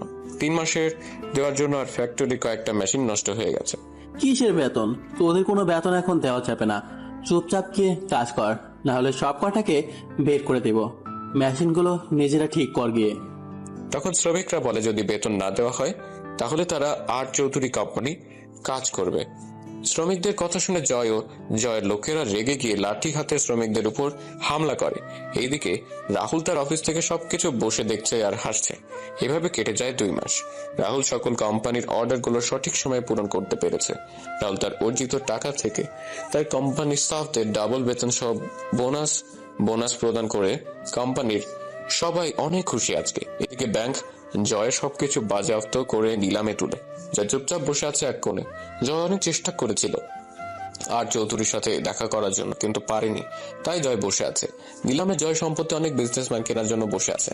নিলাম শুরু হলে একজন করে তাদের বাজেট অনুযায়ী দাম বলছে। নিলামের শেষ পর্যায়ে এসে রাহুল বলে ওঠে, 80 কোটি টাকা। 80 কোটি টাকা শুনে সবাই পেছনে তাকিয়ে দেখতে পায় রাহুলকে। সবাই অবাক হয়ে তাকিয়ে আছে। তখন নিলাম কর্মী মাইকে ঘোষণা করে জয় সম্পত্তি 80 কোটি টাকায় বিক্রি করে দেন। রাহুল টাকা পরিশোধ করে কাগজ বুঝে নিয়ে যখন চলে যাবে তখন জয় রাহুলের সামনে এসে বলে, কে তুই? 40 কোটি টাকার সম্পত্তি তুই 80 কোটি টাকা দিয়ে কিনে নিলি? তখন রাজীব পাশ থেকে বলে ওঠে, উনি হচ্ছেন বাংলাদেশের টপ বিজনেসম্যান রাহুল চৌধুরী। কি? তার মানে তুই আমায় এভাবে রাস্তায় নামিয়ে নিয়ে এসেছিস? রাস্তার কুত্তাকে তো রাস্তাতেই সুন্দর বানায়। তুই কি বললি? তুই যেভাবে আমার ছোট আব্বুর কাছ থেকে ওনার সম্পত্তি হাতিয়ে নিয়েছিলি, ঠিক তেমনি আমি সেই সম্পত্তিগুলো তোর কাছ থেকে নিয়ে নিলাম। আমি অবশ্য তোর মতো বেইমানি করে নেইনি, আমি লিগালি নিয়েছি সব। ছোট আব্বু মানে? আর কে তুই? তোকে তো চেনা চেনা মনে হচ্ছে। মনে আছে এই বাড়িতে এই জায়গায় দাঁড়িয়ে তোকে আমি কি বলেছিলাম? কি বলেছিলি? জায়গা এটা থাকবে, বাড়িও এটা থাকবে, তফাৎ শুধু হবে আমি বাড়ির মালিক আর আপনি রাস্তার কুত্তা হবেন। রাহুল তুই? যাক, চিনতে পেরেছেন তাহলে। কিন্তু কি করে তুই? চৌধুরী বাড়ির চাকর যখন টপ বিজনেসম্যান, এটা বিশ্বাস হচ্ছে না। জানেন তো, ইচ্ছেটা যদি পবিত্র হয় তাহলে সৃষ্টিকর্তা কাউকে কখনো নিরাশ করেন না। আমার ইচ্ছেটা ছিল পবিত্র, তাই তো আমি বাংলাদেশের টপ বিজনেসম্যান। আপনাকে আপনার শ্বশুর বাড়ি নিয়ে যাওয়ার জন্য বাইরে আপনার শালা আর সম্বন্ধীরা অপেক্ষা করছে। আজকে আসি তাহলে। এদিকে সবাই নিউজে দেখছে কোন এক আর চৌধুরী 80 কোটি টাকা দিয়ে দেউলিয়া জয়ের সমস্ত সম্পত্তি কিনে নিয়েছে। এই নিউজ দেখে সবার মনে হাসি ফুটে ওঠে। তখন দাদিমা বলেন, দেখেছো তোমরা সৃষ্টিকর্তা কিভাবে শয়তানকে শাস্তি দিয়েছে? আমি বলেছিলাম না, জয় তার পাপের শাস্তি একদিন ঠিকই পাবে। হ্যাঁ মা, সৃষ্টিকর্তা আপনার কথা শুনেছেন। এখন শুধু আমার ছেলেটাকে আমার কাছে যেন ফিরিয়ে দেন, সেটাই সৃষ্টিকর্তার কাছে যাই। এদিকে রাহুল গাড়িতে এসে রাজীব আর ড্রাইভারকে বিদায় দিয়ে রাহুল নিজে গাড়ি ড্রাইভ করা শুরু করে। রাহুল চিন্তা করছে ওই বাড়ির সবাই যখন জানতে পারবে তারা তাদের হারানো সবকিছু ফিরে পেয়েছে, তখন তারা কতটা খুশি হবে। রাহুল কোর্টে এসে ডিভোর্সের কাগজটা নিয়ে ফুফুদের বাসার উদ্দেশ্যে রওনা দিল। হঠাৎ করে রাহুলের পেটের ডান পাশে ব্যথা শুরু হয়, সাথে রাহুলের মুখ দিয়ে রক্ত পড়া শুরু হয়। রাহুল গাড়ি থামিয়ে গাড়ি থেকে নেমে জল দিয়ে মুখ ধুয়ে একটা পেইন কিলার খেয়ে নেয়। রাহুল গাড়িতে এসে আবার গাড়ি চালানো শুরু করে, কিন্তু ব্যথাটা যেন কমছে না। রাহুল ফুফাদের বাসায় এসে পৌঁছতে সন্ধ্যা হয়ে যায়। রাহুল বাসার কাছে এসে বেল বাজায়। কিছুক্ষণ পর রাহুলের ফুফু এসে দরজা খুলে দিলেন। রাহুলকে দেখে তো ফুফু অবাক হয়ে যান। ফুফু রাহুলকে জড়িয়ে ধরে কান্না করে দিলেন। রাহুল ফুফুকে শান্ত করে তখন ফুফু রাহুলকে বলেন, রাহুল কেমন আছিস তুই? এতদিন পরে আমাদের কথা মনে পড়লো তো? মনে পড়তো, কিন্তু কাজের জন্য আসতে পারিনি। তুমি কেমন আছো ফুপু? এতদিন ভালো ছিলাম না, এখন থেকে ভালো থাকবো। আর জয়কে রাস্তায় না নামিয়ে আসলাম কি করে বলো তুমি? মানে? বাকি সবাই কোথায় ফুপু? সবাই বাসায় আছে, তুই দাঁড়া, আমি ডাকছি সবাইকে। ভাইয়া, ভাবি, মা, উর্মি, সুমি কোথায় তোমরা? তাড়াতাড়ি নিচে আসো, দেখে যাও কে আসছে। ফুফুর আওয়াজ শুনে সবাই নিচে আসে। নিচে এসে সবাই রাহুলকে দেখে তো অবাক। ছোট আম্মু রাহুলকে জড়িয়ে ধরে কান্না শুরু করে দিলেন। রাহুল ছোট আম্মুকে জড়িয়ে ধরে আছে। উর্মি রাহুলকে দেখে উর্মির মুখে ফুটে উঠে এক তৃপ্তির হাসি। তখন দাদিমা রাহুলকে ধরে কান্না করে বলেন, দাদু ভাই, এতদিন পরে আমাদের কথা মনে পড়লো তোর? এবার হয়তো মরতে পারবো শান্তিতে। সৃষ্টিকর্তা হয়তো তোকে দেখা পাওয়ার জন্যই আমায় এতদিন বাঁচিয়ে রেখেছিলেন। আমি দাদিমাকে জড়িয়ে ধরে বললাম, কি করব? তোমাদের সাথে জয় যা করেছে সেটার প্রতিশোধ নিতে হবে না? জয়ের থেকে সবকিছু ফিরিয়ে আনার জন্যই তো আমি এতদিন ধরে আমি আসতে পারিনি। তবে আজকে জয়ের থেকে সবকিছু ফিরিয়ে নিয়ে আসছি। আর রইল তোমার মরার কথা। তোমার এই নাতি থাকতে কার এত সাহস আছে যে তোমায় নিয়ে যাবে? ফিরিয়ে আনার জন্য মানে? আজকে আর চৌধুরী নামে একজন জয়ের সকল সম্পত্তি কিনে নিয়েছে। ছোট আব্বু, আমি জয়ের থেকে সবকিছু কেড়ে নেওয়া সেই আর চৌধুরী। কথাটা বলে রাহুল একবার সবার দিকে তাকিয়ে নিল। এক নজরে রাহুল দেখলো সবাই তার দিকে এক দৃষ্টিতে তাকিয়ে আছে। তখন রাহুল তার সাথে আনা সুটকেস থেকে একটা ফাইল বের করে। তার ছোট আব্বু বলে, ছোট আব্বু, এই ফাইলটা নাও। এটা কিসের ফাইল? জয় যা তোমার কাছ থেকে বেইমানি করে নিয়েছিল, আমি সেইগুলো আবার তোমার কাছে ফিরিয়ে দিলাম। তোমার এই ছেলে তোমাকে বলেছিল তোমার হারানো সবকিছু ফিরিয়ে দিব। এই নাও তোমার হারানো সবকিছু। রাহুলের কথা শুনে অবাক হয়ে আছে, কেউ কিছু বলছে না। তখন ছোট আম্মু রাহুলকে বললেন, কিন্তু তুই কি করে এসব করলি? খান গ্রুপ অব কোম্পানির মালিক ইসলাম খানের ছেলে হলো আমার বন্ধু সুফিয়ান। সুফিয়ানের সাথে আমি চট্টগ্রামে দেখা করি, তারপর সুফিয়ানকে সবকিছু খুলে বলি। তখন সুফিয়ান সব শুনে আমায় সাহায্য করে। তারপর আমি এই পর্যায়ে আসি। ছোট আম্মু, আমি চলে যাব একটু পরেই। রাহুলের কথা শুনে উর্মির মুখটা কালো হয়ে যায়। উর্মি সেখান থেকে তার রুমে চলে যায়। উর্মি চলে যাওয়া রাহুলের চোখ এড়ায়নি। রাহুল একবার উর্মির যাওয়ার দিকে তাকিয়ে আবার সবার দিকে মনোযোগ দিল। কোথায় যাবি তুই? কোথায় যাবি? কোথায় যাব জানি না, তবে হয়তো অনেক দূরে চলে যাব। রাহুল কথাটা বলে সুমির সামনে গিয়ে বলে, কিরে ফাজিল, কেমন আছিস? আর কয়েকদিন পরে তো ডাক্তার হয়ে যাবি তুই। তোমার সাথে আমার কোনো কথা নাই। ওয়েট, তুমি জানলে কি করে? আমি সব জানি। এখন বল, আমার সাথে কথা বলবি না কেন? 2 মাস আগে তোমাকে কতবার ডাকছিলাম, কিন্তু তুমি কি করলে? আমার কোনো কথার ডাক না শুনেই চলে গেলে। আচ্ছা, আমার ভুল হয়েছে, আমায় ক্ষমা করে দিন। না, কোনো ক্ষমা নাই। আমি আর কয়েক ডজন চকলেট এনেছিলাম তোর জন্য, কিন্তু তুই তো কথা বলবি না আর আমায় ক্ষমা করবি না। তাহলে কি আর করার, সেগুলো আবার নিয়ে যাব। আচ্ছা, নিয়ে যাও, আমি কি মানা করছি? আচ্ছা। রাহুল সুটকেসটা নিয়ে সিঁড়ি বেয়ে উপরে উঠছিল। তখন সুমি বলে, দাঁড়াও। কেন? আমার চকলেটগুলো দিয়ে তারপর তোমার বইয়ের কাছে যাও। বউ মানে? দাদু ভাই, আমরা তোর আর উর্মির বিয়ের ব্যাপারে জেনে গেছি। ও ভালো। কি হলো? চকলেট কই? এই নে চাবি, গাড়িতে গিয়ে দেখ রাখা আছে। এবার তোমার সাথে গিয়ে করতে পারো। কি করবো রে ফাজিল? দেখা। আর চকলেট আনার জন্য ধন্যবাদ বলেই চাবিটা নিয়ে আমি চকলেট আনতে চলে গেলাম। রাহুল সিঁড়ি বেয়ে উপরে যাচ্ছে আর বাকি সবাই হাসছে। রাহুল একবার সবার দিকে তাকিয়ে উপরে চলে যায়। রাহুল উর্মির দরজার সামনে গিয়ে কড়া নাড়ে। তখন উর্মি বলে, কে? ম্যাডাম আমি রাহুল। কি চাই? আমার কিছু চাই না ম্যাডাম, অনেক কিছু পেয়েছি আপনার আর এই পরিবার থেকে। আপনাকে কিছু দিতে চাই ম্যাডাম। আয় ভেতরে আয়। ম্যাডামের কণ্ঠ শুনে বুঝতে পারলাম ম্যাডাম কান্না করছিল। আমি রুমে ঢুকে ম্যাডামের দিকে তাকালাম, দেখলাম ম্যাডামের চোখ লাল হয়ে আছে আর চোখগুলো ফুলে আছে। ম্যাডামকে বললাম, ম্যাডাম কি হয়েছে? কই কিছু হয়নি তো। উর্মি রাহুলের দিকে একবার তাকিয়ে অন্যদিকে মুখ ফিরিয়ে কথাটা বলল, তাহলে আপনি কান্না করছিলেন কেন? আমি কোথায় কান্না করছিলাম? আপনার চোখ মুখ দেখে বোঝা যাচ্ছে। আর বিশ্বাস না হলে পাঠক আর পাঠিকাতে জিজ্ঞেস করেন। কি জন্য আসছিস বল? তুই না বললি চলে যাবি? আপনার শেষ ইচ্ছেটা পূরণ করতে এলাম। কি? রাহুল হঠাৎ করে পেটে ধরে বসে পড়ে। রাহুলের হাত থেকে সুটকেসটা পড়ে যায়। সুটকেস পড়ার শব্দে উর্মি ঘুরে তাকায়। আমি তাকে দেখলাম রাহুল মেঝেতে পেটে হাত দিয়ে বসে আছে। আমি রাহুলের কাছে গিয়ে বললাম, রাহুল কি হয়েছে? আমি ঠিক আছি, আমায় একটু সুটকেসটা এগিয়ে দিবেন? তুই আগে বিছানায় বসে একটু রেস্ট নে, তারপর কথা বলা যাবে। না ম্যাডাম, আমার হাতে সময় নেই, আপনি সুটকেসটা দেন। সুটকেস মেঝেতে থেকে তুলে এনে রাহুলের হাতে দিলাম। সুটকেস থেকে ডিভোর্স পেপারটা বের করে আমি সাইড করে দিয়ে ম্যাডামের দিকে কাগজটা দিয়ে বললাম, ম্যাডাম এই কাগজটার জন্য আপনি হয়তো 5 বছর 2 মাস অপেক্ষা করেছেন। এত বছর অপেক্ষা করানোর জন্য আমি সত্যি দুঃখিত ম্যাডাম। ডিভোর্স পেপারে রাহুল সাইন করতে দেখে উর্মির চোখের কোণে জল চিকচিক করছে। যে কোনো সময় হয়তো জল গড়িয়ে পড়বে। উর্মি রাহুলের দিকে অশ্রুসিক্ত চোখে তাকিয়ে কান্না করে বলে, রাহুল আমায় ক্ষমা করা কি যায় না? কি জন্য ক্ষমা করব? তাহলে আমায় ডিভোর্স দিচ্ছ কেন? আপনি এই একটা জিনিসই তো আমার কাছে চেয়েছেন। আমি আপনাকে না করি কিভাবে? সবসময় তো আমায় বাদ দিন ওইসব কথা। রাহুল আমায় আপন করে নেওয়া যায় না? আগে সবকিছু কি ভোলা যায় না? ম্যাডাম আসি আমি। আমাদের ডিভোর্স হয়ে গেছে ম্যাডাম, আর এখন তো সব শেষ হয়ে গেছে। রাহুল প্লিজ আমায় মাফ করে দাও। আমি জানি আমি তোমার সাথে যা করেছি সেটা ক্ষমার অযোগ্য। আমি সেদিন সত্যিটা জানতে পেরেছি।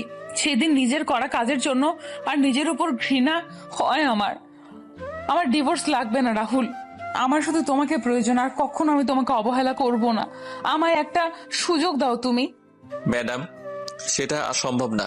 আর ভালো থাকবেন, ভালো কাউকে দেখে বিয়ে করে নেবেন। পারলে এই চাকরটাকে মাফ করে দিয়েন। রাহুল রাহুল আমার কথাটা। রাহুল যখন উর্মির ঘর থেকে বের করতে যাবে তখনই উর্মি রাহুলকে পেছন থেকে জড়িয়ে ধরে। উর্মি রাহুলকে ঘুরিয়ে শক্ত করে জড়িয়ে ধরে বলে, তোমায় কোথাও যেতে দেব না, এভাবে জড়িয়ে ধরে রাখবো আমি। রাহুল আমি তোমাকে ভালোবাসি, প্লিজ আমায় আর শাস্তি দিও না। এই কয়েক বছর আমি নিজের কাজের জন্য নিজে অনুশোচনায় ভুগেছি।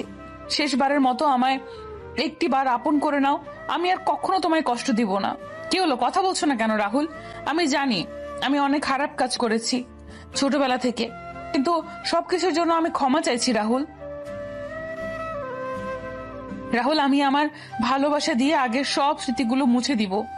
তুমি যেমনটা চাইবে আমি তেমন করে চলবো। তবু তুমি আমায় আর ছেড়ে যেও না।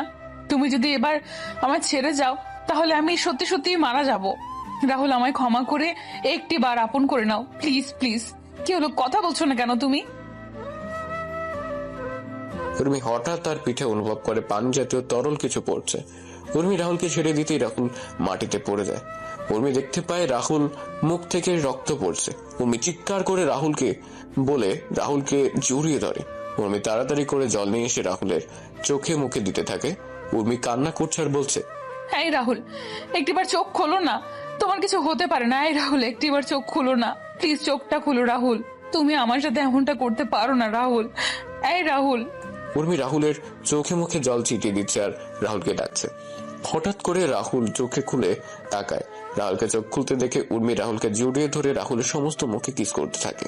তখন রাতুল কাঁপা কাঁপা কণ্ঠে বলে, ম্যাডাম আপনাকে ছোট থেকে একটা কথা বলবো বলে বলা হয়ে ওঠেনি, কিন্তু এখন না বলতে পারলে হয়তো আর বলা হয়ে উঠবে না। রাহুল তোমার কিচ্ছু হবে না, তুমি ঠিক হয়ে যাবে খুব তাড়াতাড়ি। তুমি সুস্থ হয়ে গেলে আমি সব কথা শুনবো। তোমার একটা হসপিটালে নিয়ে যেতে হবে। দাঁড়াও, মা, বাবা, চাচ্চু, সুমি সবে মাত্র চকলেট নিয়ে তার রুমে আসছে। তখন উর্মির চিৎকার শুনতে পায়। তাড়াতাড়ি করে সুমির উর্মির রুমের দিকে পা বাড়ায়। এদিকে রাহুল উর্মিকে বলছে, ম্যাডাম, আমার হাতে হয়তো আর বেশি সময় নেই। আমি না আপনাকে সেই ছোট থেকে পছন্দ করতাম, আর কবে আপনাকে ভালোবেসে ফেলেছি সেটা নিজেই বুঝতে পারিনি। আপনার সাথে যখন কথা বলতে যেতাম তখন আপনি আমার সাথে অনেক রেগে কথা বলতেন, দুর্ব্যবহার করতেন। আচ্ছা, আপনি কি একবারও বুঝতে পারেননি আপনার শত অপমান আঘাত করার পর আমি কেন আপনার সামনে যেতাম? আপনি যখন আমায় অপমান করতেন, আঘাত করতেন, তখন আমি কিছু বলতাম না, কারণ আমি আপনাকে ভালোবাসি। আপনার এমন আচরণে আমি অনেক কষ্ট পেতাম, কিন্তু সেগুলো প্রকাশ করতাম না। আচ্ছা ম্যাডাম, আমি চাকর বলি কি আপনার ভালোবাসা পাওয়ার অযোগ্য? সত্যি কি আপনি বুঝতে পারেননি আমার ভালোবাসা? রাহুল কথাগুলো বলছিল আর চোখ দিয়ে জল পড়ছিল। রাহুলের চোখগুলো ঝাপসা হয়ে আসছে। উর্মি রাহুলকে জড়িয়ে ধরে কান্না করে বলে, ভালোবাসি তো আমি তোমায়, অনেক ভালোবাসি Rahul. I love you Rahul, love you very much. চোখগুলো বন্ধ হয়ে আসছে। আমি ম্যাডামের দিকে তাকিয়ে আছি, তখন ম্যাডাম আবার বলেন, এই রাহুল, কথা বলো না। ভালোবাসি তো আমি তোকে, তুই শুনতে পারছিস না? আমায় ক্ষমা করে দিয়ে আপন করে নিবি না? বল। আরে ম্যাডাম, আপনি কি করছেন? আমার জন্য আপনাকে কান্না করার শোভা পায় না। দেখুন না ম্যাডাম, এই পৃথিবীতে এসেছিলাম অনাথ হয়ে, এখন যাচ্ছি অনাথ হয়ে, আর ক্ষমা তো আপনার কাছে চাওয়া উচিত আমার। আচ্ছা, আমি আসি এবার ম্যাডাম। তখন সুমি রুমে এসে দেখতে পায় উর্মি মাটিতে বসে রাহুলকে জড়িয়ে ধরে কান্না করছে। তখন সুমি বলে, আপু, রাহুলের কি হয়েছে? এই অবস্থা কেন? জানি না, হঠাৎ করে পেটে হাত দিয়ে বসে পড়ে আর মুখ দিয়ে রক্ত বের হচ্ছে। তুই তো ডাক্তার, একটু দেখ না বোন। আপু, রাহুলকে তাড়াতাড়ি করে হাসপাতালে নিয়ে যেতে হবে। আমার কিছু হয়নি, আমি ঠিক আছি। আমায় নিয়ে শুধু শুধু টেনশন করো না, আমায় একটু সাহায্য করো যাতে আমি দাঁড়াতে পারি। এই বলে রাহুল অনেক কষ্টে উঠে দাঁড়ায়। রাহুল যখন উর্মির রুম থেকে বের হতে যাবে তখন রাহুল আবার পেটে হাত দিয়ে বসে পড়ে। উর্মি দেখতে পেল রাহুল আবার বসে পড়ে আর রাহুলের মুখ দিয়ে রক্ত পড়ছে। এবার উর্মি আর সুমি চিৎকার করে বলে, ও মা, রাহুল, রাহুলকে জড়িয়ে ধরলাম। রাহুল, কি হয়েছে তোমার? খুব কষ্ট হচ্ছে কি তোমার? কথা বলো না রাহুল। না বাবা, মামা, মামি, তাড়াতাড়ি উপরে আসো। উর্মি আর নিজেকে সামলাতে পারল না। উর্মি এবার জোরে তার বাবা মাকে ডাকতে লাগলো, মা, বাবা, মা, বাবা। উর্মি আর সুমির চিৎকার শুনে নিচে থেকে সবাই উর্মির রুমে চলে আসে। সবাই দেখতে পায় উর্মি রাহুলকে জড়িয়ে ধরে কান্না করছে আর রাহুলকে ডাকছে, কিন্তু রাহুল নিশ্চুপ। তারপর সবাই মিলে রাহুলকে নিয়ে হাসপাতালে চলে গেল। রাহুলকে তাড়াতাড়ি করে অপারেশন থিয়েটারে নেওয়া হয়। এদিকে অপারেশন থিয়েটারে বাইরে সবাই বসে কান্না করছে। ভেতরে রাহুলের অপারেশন চলছে। হঠাৎ ডাক্তার খেয়াল করেন রাহুল নিঃশ্বাস চলছে না। রাহুলের বুকে চাপ দিয়ে চেষ্টা করা হলো, কিন্তু ডাক্তাররা ব্যর্থ হলেন। ডাক্তার রাহুলের মুখ থেকে অক্সিজেনের মাস্ক খুলে নিলেন। বন্ধ হয়ে গেল রাহুল শ্বাস প্রশ্বাস চিরকালের জন্য। রাহুল চলে গেল এই পৃথিবীর মায়াজাল বেঁধে করে পরপার যাত্রায়। অপারেশন থিয়েটারে সবাই এক দৃষ্টিতে তাকিয়ে আছে রাহুলের প্রাণহীন দেহটার দিকে। তখন ডাক্তার নার্সকে বললেন, ডেড বডিটাকে বাহিরে নিয়ে যাও। আপনারা ঠিকই শুনেছেন, মানুষের প্রাণহীন দেহটাকে ডাক্তারদের ভাষায় ডেড বডি বা লাশ বলে। ডাক্তারের কথায় নার্স ডেড বডিটার উপর সাদা চাদর জুড়ে স্ট্রেচারে করে ঠেলতে ঠেলতে অপারেশন থিয়েটার থেকে বের করে উর্মিদের সামনে রেখে চলে যায়। সাদা চাদরে জড়ানো ডেড বডিটা দেখে সবার যেন প্রাণটা বেড়ে যাবার উপক্রম হলো।